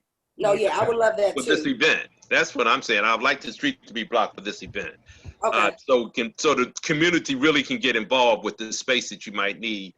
And then also, did you contact DPW? Some dumping goes on there on occasion. Have it cleaned before you start the event. We just had our community cleanup this past weekend. We also have a neighbor who works for DPW and will occasionally bring his truck through to pick up the dumping. So we have an amazing neighbor who goes above and beyond his responsibilities to do this. Oftentimes DPW forgets to close our opened 311 requests. So yeah, we do have that. And I would like to ask Yoshi, if that street closure does not get approved in time, would you then be okay with pushing the date of this installation, or are you set on that? And if so, I would have to check with my wife, but I would offer the basketball court as a place to do the coat drive. But even still, I would like to make sure we were all near the art installation, so we're coming together. And then my last question is still in a suggestion for both of you, Commissioner Linhan and Ms. Yoshi. Lighting, some kind of solar lighting over once the project is completed. I think would be great. Also, and one reason why I'm thinking about it, because I'm thinking that once you do the mural, I would just hate to see somebody continue to dump. So I thought some lighting highlighting it might make people give pause to stopping there and doing things to bring the area back down after you do this wonderful mural. I will say that we do have our street lights are all working right there on that corner in that area. However, yeah, I think that would be cool to have spotlights on the installation. But I can't see how we would do that without increasing the budget, and I'm not sure if we would be supportive of that. And that's what I really was thinking. That question was about increasing it, but I don't know. They looked at some kind of, like you see in any other painting, we have the highlights over the painting, so you can enjoy it at night, right when you're there. That's what I'm thinking. So, yes, I was thinking about increasing the budget for that item. I don't know. Okay. You might have to do some research on that. That could be a secondary thing after it's done. Yeah. That's when I'm, just something, because, I see a wonderful project, and just like for people to enjoy it in the evening, to go by and look at it, then, so that would also provide a little, puts Ivy City on the up and up a little bit. I just have a quick interjection here. I want to keep us on schedule, and we're running about 15 minutes behind. The second thing I wanted to ask is if the folks who are the next presenters from Breadpoint, if you could raise your hand before we wrap up the discussion on this grant application. Okay. And Commissioner Linhans, I'm going to ask you to make a motion. We discuss. I did want to answer the question, if possible. Oh, I am open. I'm sorry. I definitely appreciate your time, everyone. And I am open to pushing the date back, Ryan, if that means that we can make this happen. It's for the residents, it's for the community. So whatever needs to be done, I'm willing and open to get done so that we can see fit to make this happen for us. Yeah, I think so. If I have a lot of thoughts here. One, if the people who own the blacktop space are willing to let you use the blacktop space so that you can do this and still do social distancing. I think the social distancing aspect is my main concern when I'm asking those questions about the public space permit so the street can be blocked. Because I don't want people to feel like they needed to be crowded up together to do mural work. And we're in the middle of a pandemic, and our neighborhood in particular has been in the top 10 of COVID cases the entire time. And so I really don't want anyone's health to be at risk because people are crowded together around the mural space. So that's what's concerning to me. So if the person who owns the blacktop space or if Ryan's offering the basketball court and you guys are gonna adjust the plan to deal with that, I think that's good. And then just making sure that we get written permission and reaching out to Jenks. So I would say I support it pending those things, and that's my 2 cents. Okay. Commissioner Linhan, with those additions into your motion. So I would like to make a motion to support this grant request with written permission for the art installation on the fence. And what was the other one that you were asking, Commissioner Moore? Written permission for art installation on the fence and a request to use the blacktop space for staging, as well as a request to Jenks for support. And if they don't, it's fine, but at least ask them. Okay. So additionally, with a request for, I guess, donations from Jenks, and also permission to use the blacktop space around the corner on Kendall Street. And with those donations from Jenks, thinking positive, that will reduce the amount. We're basically looking for the paint. Yeah. Jenks, correct. Yeah. Or if they could pick their favorite color. I mean, I don't know. And so our approval will be based on hearing from Jenks on the amount. So the amount will be no more than the 4876, correct, commissioners? No more than the 48. It could be less. Could be less. Right. And I just say that, and I'm not saying the request for Jenks just to be a stickler, but because part of our grant process requires that people seek funding from other sources, and that they're diligent about doing that. And since that was such an obvious request from multiple people in the audience, I think it's worthwhile to make sure we do. And while we're at it, if we could also request at Monarch Paint and Design, which is in Ivy City. That's right. Yes. So Yoshi, I'm more than willing to go down there with you. We've just repainted our house and we got the paint there, so maybe they'll remember me and already spent that money. Might help. So let's see if we can also add that. But with that, I would like to make a motion again for no more than $4,876 with a request to Jinx and Monarch Paint for donations, a request for permission to paint on the space and use the blacktop around the corner on Kendall. Once we've heard for all of these, then we can proceed. And I'll second that motion. All those in favor signify by saying aye. Aye. Commissioner Blacknell? She's on mute and I can't see her. If you could unmute or show us your video and raise your hand, Commissioner Blacknell. Okay, now can you see me? Yes. Can you hear me? We can hear you. Are you Okay. in support? Yes. So that motion passes 4-0. That's breadcorn, Commissioner Moore? Yes. So we have Brett Coyne joining us for a requested presentation. Yes. Oh, thank you guys Amen. again. Thank you, Yoshi. Oh, thank you. Justice. Yes, ladies. Thank you all. Thank you. Thank you. Have a blessed one. Thanks. You too. So hello, commissioners and everybody else. Thanks for having us. And I'm just going to jump in. We are Breadcoin is a nonprofit. We're already in your area, and we just felt like you all would like to know about something that is growing businesses and feeding people and sourcing nonprofits. And I came in at the tail end or only for part of the coat drive conversation, but there may be some ways to collaborate. So that's sounding kind of interesting and exciting. So basically what we're a nonprofit that's been in DC about 4.5 years. We use a food token that is actual, works as like cash in restaurants. People fund these tokens. They are given free of charge to nonprofits and individuals and schools, churches, nonprofits who are in relationship with people who may be hungry or just food insecurity at a particular time. They give this to the person who can take it to a restaurant and use it just like cash. We go monthly to the restaurant, we cash out, put direct deposit into that restaurant's account. The restaurant now has additional source of business.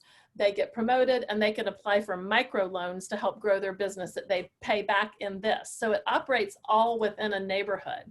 So within your particular area, we have Texas Chicken and Burgers on Mount Olivet Road that's doing pretty serious business through this as an additional source. We've got Royal Rooster at 19th and Benning. And I think your line goes right down the middle of Benning Road, right? Yes. We have two others right across the street from them, but not on your side. So we're working with the 5th District MPD, who their outreach team is giving out a lot of bread coins each month as they go out and they do mentorship, visiting seniors, all kinds of things that they're doing in the community. We've got a couple of churches, Church Without Walls, Community United Methodist off of Mount Olivet. We've got the KIPP school campus, the web campus over on Mount Olivet. All of these are working in different ways to incentivize things that are good for the community. So at KIPP, they're doing incentivizing kids to be punctual at school, to make strides in attendance. But then the guidance counselors also have bread coins on hand. If a family just comes in and says, hey, you know, we're running a little low at the end of the month, could you help us out? They can give them a handful of bread coins for their family to go get a meal. So the idea of it is that people would get food where they want, when they want. I mean, handouts are awesome and nothing, I mean, we always want that to keep happening if somebody just needs some food. But this gives the dignity of a family being able to just go like anybody else to choose where they want to eat, what they want to eat, when they want to eat it, and just go and feel normal. Just, hey, what do I want to eat? So it's operating in the area, and we wanted you just to generally know how it works. If there are other food-based businesses that could use this kind of additional income and customers promotion, microloans, if there are nonprofits that need sourcing, if a nonprofit has money to put into this, awesome. If they don't, we have funding where we have people who are what we call members, and members give money each month to put coins into the hands of neighborhood teams. So we have a captain in your area who meets with our leadership team, and we just kind of dream about, you know, who's sourcing people the best in that area, which businesses are doing the best at feeding people at a good cost. What can you get for your money? So does that make sense generally? Yes. Okay. And it's a really fascinating idea. What is the history of that, or where did that idea come from? Well, I think it came originally from my co-founder's brain. He's a PhD macroeconomist who started looking at just kind of the way that our neighborhoods work better if ever, I know y'all are, I don't want to be too political, but just to say, maybe sometimes the government isn't meeting all the needs of the people. So perhaps, and just looking at that as a possibility that sometimes we as citizens need to make sure we're all working together within an area. So as an economist, he was kind of forecasting and saying, this seems like this is going to be really important, that churches, nonprofits, individuals, government, police, everybody works together who have common goals of people flourishing, but don't always know what everyone else is doing within an area. And then I came in and joined him kind of from the behavioral side of what would it take to incentivize people to care about folks who they might not ever have sat down with, might not know yet, but care about the issue in an abstract. Because everyone says, yeah, I care so much that people are hungry.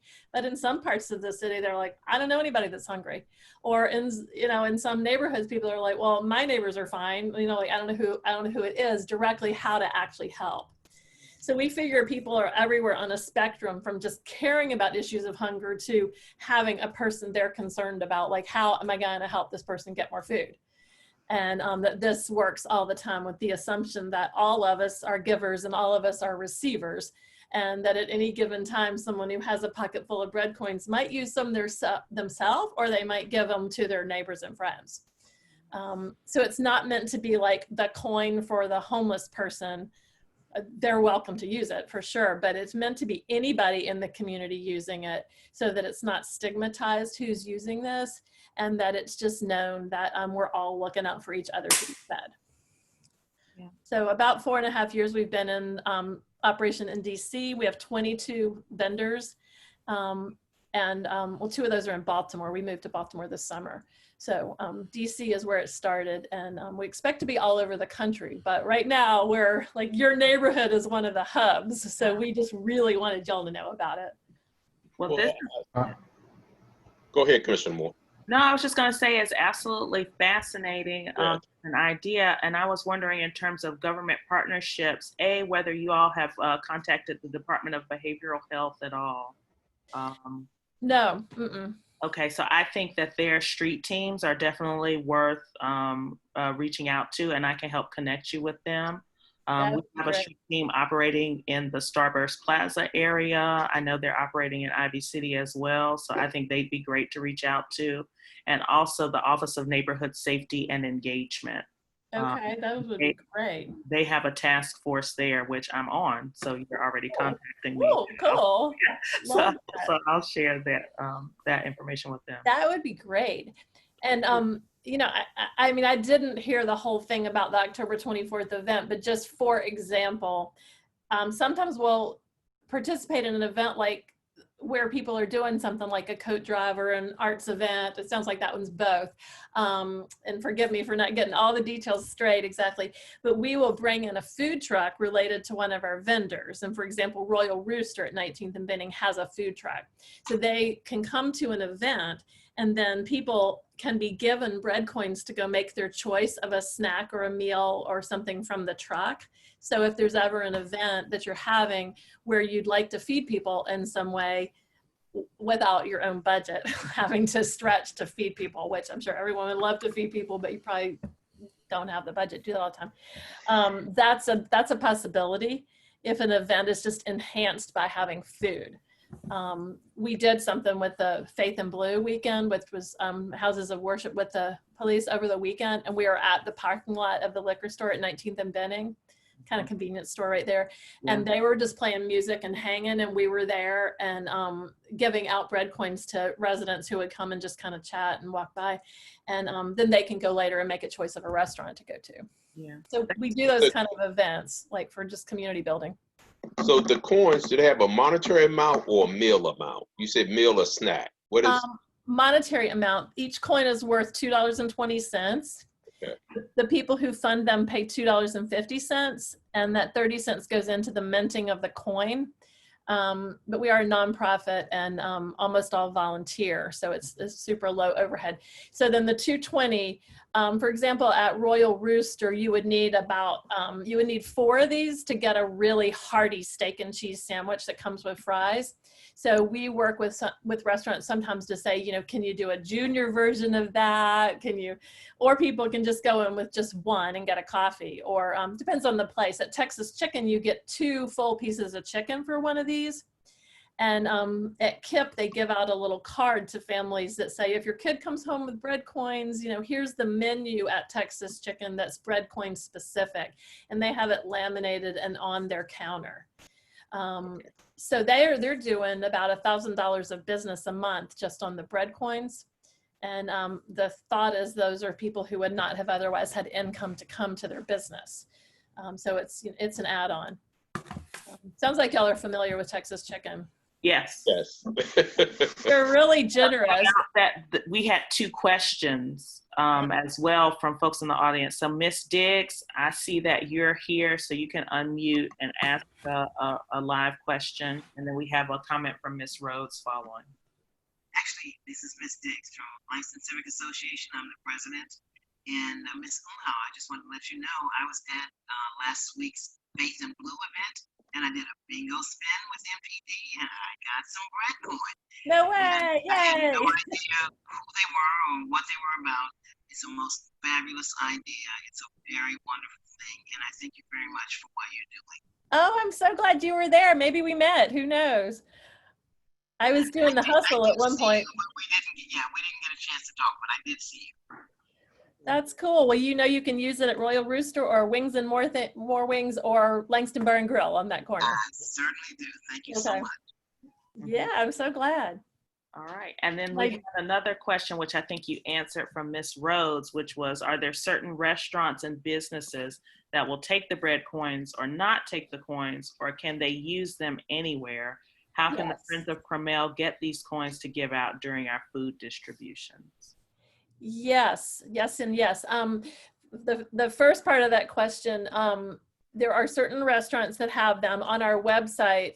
It's listed, our website's breadcoin.org, and I think it's /vendor list.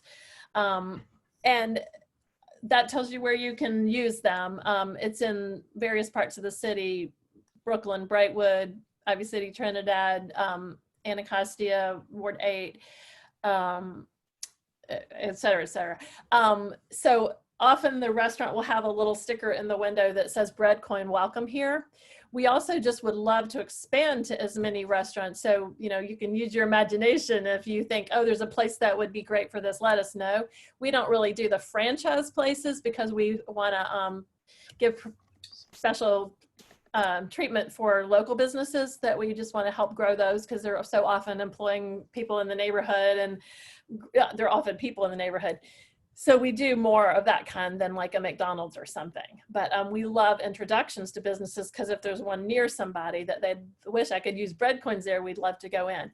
And then Friends of Carmel, is that like kind of a association related to the school? Yes. Okay, so like at KIPP, right now we're giving just a handful of bread, like we're giving maybe 100 bread coins to KIPP monthly for their food, when they're doing food distributions to families. Families come up and get their food baskets or boxes, but then they also are giving out the coins to families who might need a little extra, and at kind of at their discretion. Maybe not every family that comes, but ones they know would benefit. And we can definitely talk about that, because we just trust that we will come up with the right, you know, more funding when we need more. We just go back to people and say, we have another organization that would love to use these. And so far that's worked really well, but your neighborhood is just a real priority to us. And so I can put my email in the chat box, and they could get in touch with me from Friends of Carmel and just say, you know, hi, because we would love to explore that. That's great. That'd be fantastic. That we could figure out something. So I'm going to type that in now. Okay. All right. Well, that'll be our last question. But I thank you for coming on to present and letting us know about Breadcoin and all the work you're doing in our community. Well, thanks for taking the time to hear from us. And if there's anything to explore for the coat drive, any kind of food or event at that, get in touch with me. Okay, thanks everybody. Thank you. Thank you. Now we have 1636 Trinidad Avenue. 1638, I think we've got Emily Bacher on the line. I hope I'm saying your name right. Yes, that is 100% correct. So I'm going to go ahead and share a screen. Let me promote you to a co-host so that you can do that. Okay, You great. should have that ability now. Okay, yeah. Okay. There we go. Can y'all see that? Okay, Yeah. Great. So this project we presented in September at the ANC meeting. Got the 3D up here just to remind everybody what it looks like. We are seeking relief, BZA relief for a 3-unit conversion pursuant to subtitle U 320.2. As well as elimination of the existing conforming side yard. So basically, there's an existing like 5-foot side yard, and we're looking to fill that area in so we can make a slightly larger dwelling unit. So if you'll remember last time, we were working with the adjacent neighbor on getting an easement along his property to do so that we could use the side windows as egress windows. After sort of like going back and forth with him, he decided that he did not want to provide an easement on his property, but he is still in support of the project overall. And it doesn't actually change the look of the project. The only kind of difference is that they are a couple of the rooms are no longer technically bedrooms. But everything else is still the same. And then there's a good 3D up the front. So happy to take any questions or fill anybody in on anything. Okay, I have one or two things. Sure. That I'm not for the expansion to the side, because that is green space, and somebody made that comment. It's not fully cemented. It's a walkway with some grass side, and someone last month stated about preserving the green space around the yard. Okay. And if you see the picture you have here, you're changing the architectural element from the one house, it's a semi-detached house. So I like to see the continued continuity, looking like the house on the left. I guess that's 1636. When we've seen some projects, when the expansion, when you leave the front the same and the pop-up is set back from the original roof line. Okay. That's one of your reliefs. And as I walk by, it's down the street from, as I walk by, because it's going to, we're not a historical district, but these 4 frame homes that are on Trinidad Avenue, I don't know if they predate the rest of the homes on Trinidad Avenue. I don't know when they were built, but I'd like to see that continue on that frontage. So the home beside it is a 3-unit condominium. That's correct, yes. Yeah, so they've done it on their side as a 3-unit. And another thing, just with some current events that's been going on, even like I said, when you bring in these condominiums, you're raising our property taxes, and the developer in the neighborhood is putting stress on our regular neighbors.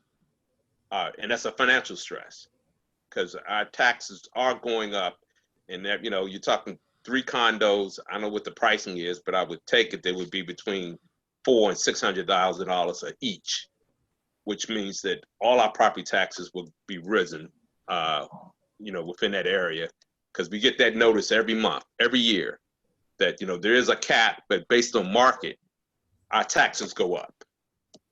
So, like to say, the events that just happened in last month, and with people losing their homes, I couldn't approve anything that's going to increase property taxes for the neighborhood.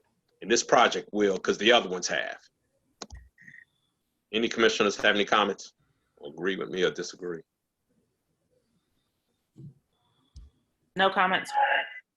No comment. No comment. Okay. Okay, well, I thank you for squeezing us in. Sorry, we have another question. Sorry, I was on mute. We do have a raised hand. Okay. And it is from Commissioner Shropshire. So I'm gonna press the button and you're able to unmute yourself so you can talk. Hi, everyone. I didn't hear what Clarence just said. Can you repeat your comment, Clarence? Because I just logged on. No, I'm just concerned about the project and changing the architecture element. We're not a historical district, but those 4 homes there on Trinidad Avenue, the 2 sets of frame homes that are there, I'd like to see that continuity stay, and the use of the side yard, expanding the whole width, you know, to maintain some green space that the property has. Not against the 3 condominiums, because that's a matter of right, but I am against the change in architecture element on the front.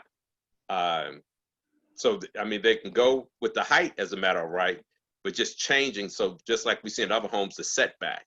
And just like you say, that, you know, the added increase in property taxes that, you know, some of our seniors and our long-term residents are dealing with, watching our property tax go up every year. And it's based on market conditions. Okay. Can I add a couple of things? So the residents of 1644 contacted me today, I think in Ames, because they realized that it was a meeting taking place that was going to be discussing this property. So I've been kind of out of the loop. And so I wasn't aware of the property, but I was able to take their call. And they had concerns because they informed me that they had been offered, you know, some funds to provide some easement or give up easement. And they weren't necessarily opposed to the developer or who, you know, the builder actually building on their own property. But I think that there was a request to allow them to not be able to ever build on their property should they put windows that are up against the property's border. So I don't know if the presenter can address some of this, or have they been, you know, informed of these concerns by the adjacent neighbor? I can address this a little bit.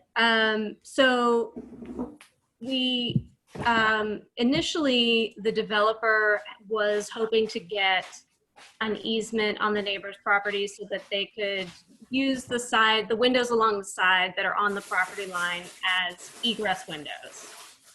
They had been working with the owners at 644 for several months, and the owners, I think, had at 644 had made it clear that they were not willing to sign. They didn't want to provide the easement, which is understandable, and consequently, the developer has changed the plans to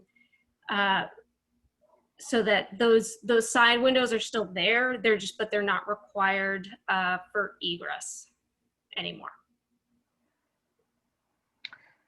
So I think they also expressed to me that they had concerns about, you know, the light and the shade and potential privacy being taken away, you know, with having those windows on the side of their property, even though I think there's like a driveway right there now, but I think they were being asked to sign something to indicate that they would not be building on that side of their property up to the property line.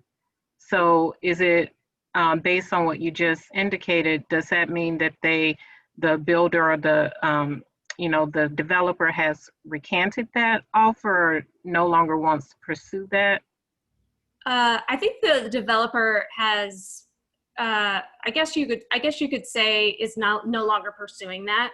They would, I assume, still be open to it if the neighbor was interested, but the neighbors made it clear that they're not interested, and so the developer is not pursuing that at this time.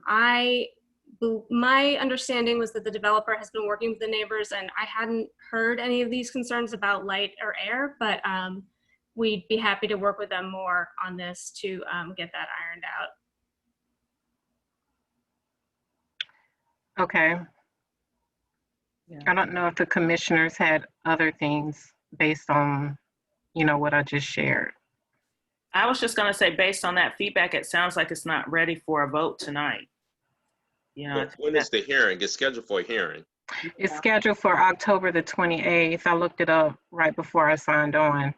And I think that the neighbors of 1644, they have been, I'm going to be honest, they said that they felt harassed, by the realtor or the developer. And so I think that there needs to be further discussions or some communications with the understanding of what the next steps are. Even maybe going so far, I know that the hearing had been, I think a meeting had been rescheduled, but I don't know if it's even ready for a hearing, given that there are some concerns from the neighbors. And will they be asking for a postponement if it's October 28th to after our next meeting? Yeah, sorry, go ahead. Oh, I will have to double check with the owner, obviously, but my inclination would be that we would attempt to we would try to go for a postponement. I don't think that it makes sense for us to move forward to the hearing without having BZA approval, or sorry, ANC approval. That's just not recommended. Yeah. Okay, and even though in light, because I want to be prepared, if the hearing is not postponed, I would like to make a motion not to support the project. So, because, once we don't meet tonight, then if it's not postponed, we have to hold a special meeting. Mm-hmm. I would second that. All those in favor signify, I'm sorry. First, let the record state that Commissioner Shropshire has joined the meeting at approximately what time, Commissioner Shropshire? It was probably like 10 minutes ago, sorry. I guess you could just say 9. 8:50. Okay. 8:50. Let the record state that Commissioner Shropshire has joined the meeting at 8:50 this evening. So I'd like to, with Commissioner Shropshire being the ANC commissioner for the area 5D02, I'd like to, Commissioner Shropshire, I would like you to make the motion. Okay, I move to, I forgot what the motion is, sorry. I move to the project at this time for the October 28th hearing date. Okay, so I move to not support the BZA case. I forgot the number, but 202, I think 82, at 1638 Trinidad Avenue. For the October 28th hearing date. And request that there be a postponement of the October 28th hearing, BZA hearing case. I'll second that motion. All those in favor signify by saying aye. Aye. Aye. Any opposed? I believe the owner on this property has raised his hand. He's in the meeting. Okay. Let me see if I can elevate. We'll take that vote. So that passes 5-0. Yeah. All right. Brian raised hand. Do you have him, Commissioner Moore? Yes, I do. So, Brian, you are allowed to speak. You can unmute yourself and speak.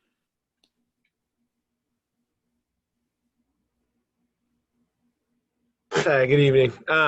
Yeah, I'd just like to see exactly what it is so that next time when we come in, if we could just be clear on what you'd like to see next time when we present so that we have clear direction on moving forward. Because I think with some of the items brought up, they have been addressed in terms of just kind of no longer seeking to get the easement approved.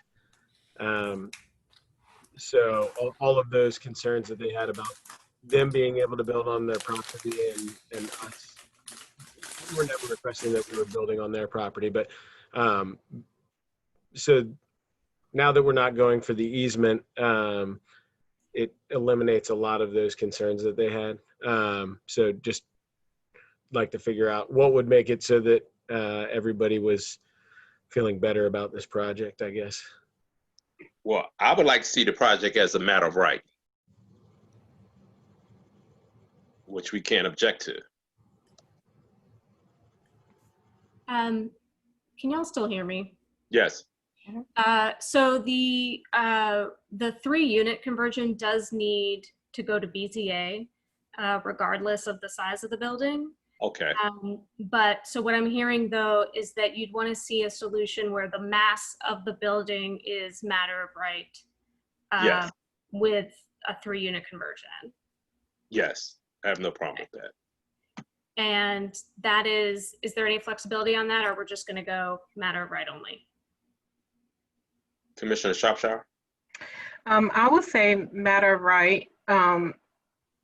I think that there is some flexibility on that, but I was going to add that it would be helpful that you kind of speak with the neighbors again, like, and, you know, make sure that whatever you are proposing, that they are in support of it, because it's really helpful to see that the adjacent neighbor, especially being that they're directly adjacent, is in support. Yeah. Definitely, yeah. And unfortunately, that's the first I heard of them being concerned about the windows. So, yeah, I think I understand that concern, and we'll talk with them a little bit more. Yeah. Yeah, and so if we could get a letter, then I think that would be good. Well, that's kind of what I mean. We've been told for basically all of today that we were gonna have that letter of support. So I'm a little, I guess, confused on that phone call. So I'm sorry. Well, you know what? I mean, it really comes down to a senior feeling kind of intimidated. Not that you might not have been, but just knowing I've spoken with her, and that, you know, her concerns for the neighborhood. And yes, there's some resistance to change, but it's really, I think, you know, I think, well, they've been there longer than I've been here. I know they've been here at least 40 or 50 years in that location, because their children are old now, it's grandchildren and the grandchildren live in the neighborhood also. So, I mean, it's and part of, like I said, I don't know if you heard before, that, you know, the development that's going on in Trinidad it's like I said, it's raising our property taxes, and it's really it's putting a lot of stress on the older neighbors when they look at those bills, because even as a senior citizen, their property tax are cut in half, but they still increase. So I know you're not the first developer to come into Trinidad, but unfortunately, you're coming in at a time that when we're seeing these housing prices I mean, I mean, mine, and I've redone my own house. It's just doubled. Well, actually, it's gone up 3 times in the past 10 years. So, and I can imagine somebody who look at the, you know, when their property tax is a real part of their budget. I just wanted to jump in here and give us just a reminder on time. And so since we've already voted on this item, I think, you know, if the developer, Brian, in this case, needs to follow up individually, that might be a way for us to try to get you answers, but stick to our schedule. Right. And with Commissioner Shropshire. You're still able to talk. Yeah. Oh, okay. I didn't know. I was raising my hand. So I was just gonna say, is it Ryan or Brian, the developer? Brian. It would be help. I mean, if I can be of assistance in facilitating any communications or, you know, conversations, I'll be willing to do that. You know, so that might be helpful just to, you know, I think when individuals don't really understand the process and feel, you know, a little bit intimidated, then that is a little threatening, you know, so I will be willing to assist if needed. Sure, and just to kind of clarify too, we've been speaking to Tony, who's her son, and I mean, I know that I think this isn't what's really being said, but like, I mean, we have not pressured anyway, and that's why this process has been going on for a few months, because we're, you know, we definitely have not been trying to like pressure them into doing anything that they don't want to do, and so. Yeah, I mean, but I do appreciate that, and I will be in touch with you so that we can, if that's the better way to go about it, you know, certainly open to that. Okay, thank you. And Commissioner Shropshire, can you include me in that, please? Can I do what? I'm sorry, say that Can you again. include me when you get them? Sure. All right. I would like to. I don't know if when the next zoning and development meeting is, but I think it'd be Thursday. helpful. Say that again, Ryan. I believe it's Thursday. That's what I thought. Okay, I saw that on the calendar, but I saw a reference to a meeting last week. So I think it might be helpful to even, we can include you and come into that meeting to have a discussion. So, you know, because I think, you know, we have individuals who serve on the zoning and development committee who have experience dealing with these cases. So I think it might be helpful. We did receive approval from the zoning and development subcommittee for this proposal. Oh, you did? Okay. We did, but obviously we're happy to go back and speak with them more based on the feedback we've gotten here. That was it. I mean, that was in June. Have you since revised your plans, your drawings or anything since then? The only change is that we've taken the easement out, but the Okay. size of the building, the facade, front and back, that's all been the same. They were supportive generally of the fact that they were larger family-sized units instead of being kind of small single or couple sized units. Well, that's helpful to know. Okay. As Commissioner Moore said, thank you, Commissioner Shropshire. And thank you, Ms. Bacher and Brian. Thank you so much for squeezing us in. All right. Now we have any community feedback and questions. I think we had that. Did we already move on past the request for the 2100 block or the 1100 block of 21st Street? Oh, no, we did not vote on that. We didn't vote on that. Thank you, Ryan. Commissioner Blacknell, can you unmute?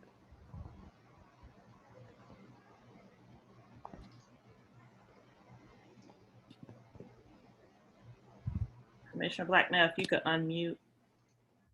Okay, we can hear you. Nope, I can't. Oh, no, you're remuted here. Yeah, okay, go ahead, Commissioner Blacknell.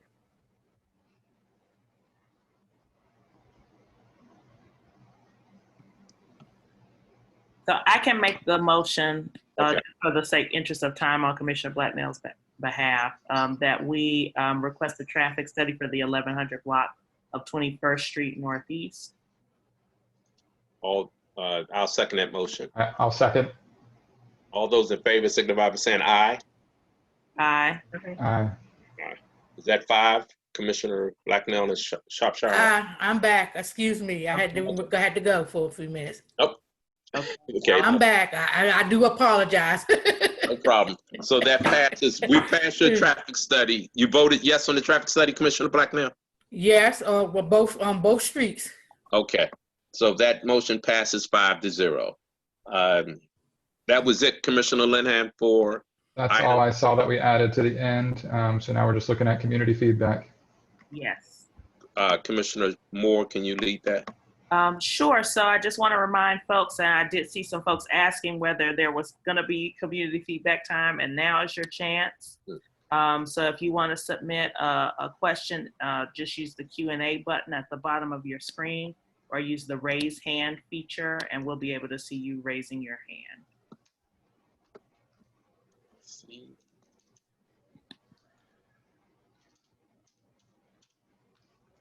Okay, I'm not seeing any feedback from folks.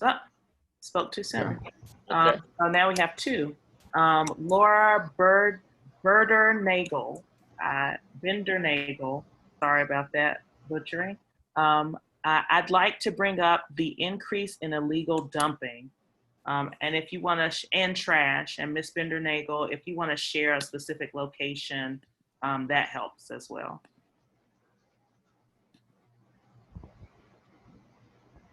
Okay, and then while she's sending us the specific location on the trash, the park in the corner of Holbrook and Childress. Holbrook and Childress. The recreation center. Yes. What's the question? Oh, where they're dumping. Oh yeah, so that trash can there. dumping, Yes. yeah, the illegal dumping and trash. She wanted to bring that up as an issue. And also, when bringing up trash, it's been, I don't know, it's because of COVID. A lot of people are still using the city trash cans for their personal trash in the Trinidad area. And also, neighbors are using it for dog waste. Mm-hmm. And it's piling up. And just to say, you're leaving dog waste in front of somebody else's home. So if you could take it back with you to your own trash can, then the men who pick up the trash have to deal with that too. The bags both open. So we got people using the trash can for their private trash and people using it for dog waste, and the trash cans aren't there for dog waste. Mm-hmm. And I would also like to ask anyone that is seeing this dumping, please take a minute and just tag this to 311, however you feel is best. I think Twitter is probably your best bet. Tag your council member, tag us. I know there's a lot of dumping happening. Sometimes it's these developers who are cleaning out these houses and then just throwing the stuff out as close as they can. So yes, it is happening all over the neighborhood. Please join us on our community cleanups and make sure you can help us by tagging these occurrences with a picture on Twitter and letting 311 know. Okay, and then the other question we had was about which agency to contact if, and I'm guessing this is a developer next door to you, is wanting to raise your chimney when you have said no. So it sounds like there's a bit more detail needed for the question. But I would say reach out to your ANC commissioner because it depends on the particulars. But in the meantime, if you've already given the no on the neighbor notification and they're currently doing it anyway, then contact the CRA. Right, because that is a BZA question. They have to have your permission to raise your chimney. Yeah. You can't, and that's been actually a stopping point on a lot of development. So you definitely contact DCRA because they would probably put a stop work order on that project. Mm-hmm. Yeah. Other question, Commissioner Moore? That's all I see. I just see a comment from Commissioner Shropshire. And Commissioner Shropshire, you're still able to talk. Oh, I didn't know. So the 1100 block of 16th Street, there's been like a lot of illegal dumping there. I know that resident sent me a recent request about that, but they've reported it and they got a ticket, but it still has not been picked up. What is this again? It's behind 1107 16th Street in the alleys. Yeah, it's been pretty bad. I know that 311 and the agencies responsible for these cleanups, they are not addressing these cases. I personally know I'm tagging these and they're not being closed. I, again, was bringing this up to Councilmember McDuffie to see if we can actually have this addressed. But we had probably one of the heaviest community cleanups this past Saturday, where we addressed the fences along Gaudet on right up against Ivy City. And it was probably 2 piles of trash the size of cars. Oh, wow. And they have been closing these cases without ever addressing them numerous times. So I'm at a loss. I'm doing what we're told to do. But aside from us having a dumpster or a truck and we being able to load it in, I don't know anything else that's actually going to address this issue. I have 2 comments here, and one is sort of on things that are happening now and something that I think we as an ANC should consider. One is that I've been seeing similar issues as well, and so I had reached out to DPW just to talk to them about just the extreme nature of things that we're seeing. And they did let me know that they had lost some of their supervisors. One passed away in our area. And then additionally, they'd had some folks who've been out sick, just kind of on a consistent rotating basis with the pandemic and everything that's going on. And so that's been some of the challenge we're facing, is that even when we're asking for resources that they just for a variety of reasons don't have right now. And so I know that I've followed up on these issues. I know other people have, and it's, fits and starts. And then the other thing I was going to suggest is that maybe we could do some work as a commission to maybe partner with the clean teams. They're funded through grants from the city, maybe to add some additional, high profile areas that need some help moving forward, since we know that this is going to be an ongoing problem. Yeah, and to that point, Commissioner Moore, the Ivy City Clean Team has just been selected as of last week by the city. So hopefully that, I think $108,000 that they had allocated to that clean team actually starts to make a difference. Because yes, it doesn't seem like 3011 is addressing the issue because of it being under-resourced. But yeah, let's hope for the best, and everyone do what you can, control what you can control. Yeah. Okay. All right. Well, thank you so much. And then this will just have to be our last question or comment from the public, from Ms. Bender-Nagel. Also, one more question. There's a lot of drug use in the same park. Someone got shot there. One thought I had was to try to make this park nicer to curb these issues. Is there an opportunity to make this a community garden or commission a garden here? There's open lawn area, and I know residents who would volunteer. Ms. Bender-Nagel, which park are you pointing to? Is this the Lewis Crow Park? Hope, same spot, at Hope. Oh, gotcha. It's just a corner park, she says, so not Lewis Crow. Where's that park? Holbrook and Childress. Oh, right there. Someone was shot there recently? Yeah, there was actually a walk with the council member this past Thursday. I was there. We walked around the area. So yeah, the city's aware. I wish they were moving a little faster. Thank you. And apparently Ms. Bender-Nagel was a witness, so. Okay, all right, thank you so much. Commissioners, do you have anything you want to report that you haven't already reported? The only thing I'd like to add is that there are ballot drop boxes in your area. The Board of Elections have put up huge, I didn't know they were going to be this big, but huge, taller than a tall man, white drop boxes where you can put your ballots for this year's election.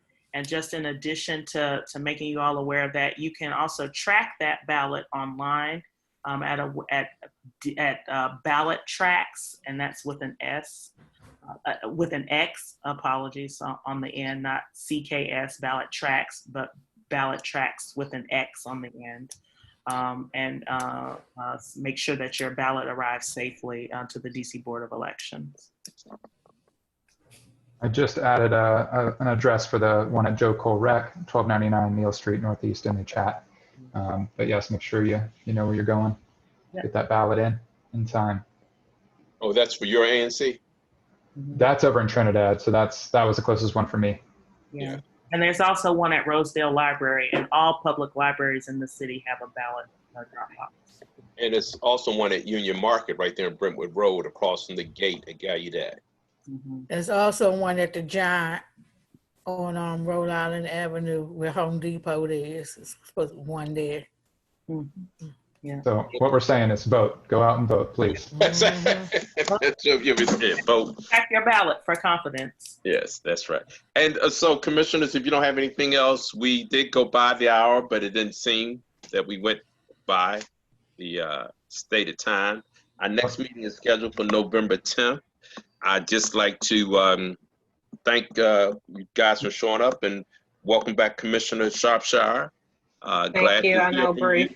Glad to hear from you. And before we close up, I don't know if I just wanted to pay our respects to our community member, our neighbor, Karen, who passed this past week. Yes. She was a fantastic advocate. She's going to be missed. So let's keep her in our thoughts. And I also want to also say thank you to the interpreters for staying here until 9:30. Yes. I think she said pay me. I understood that one. All right, everybody, good night. All right, thanks so much. Right.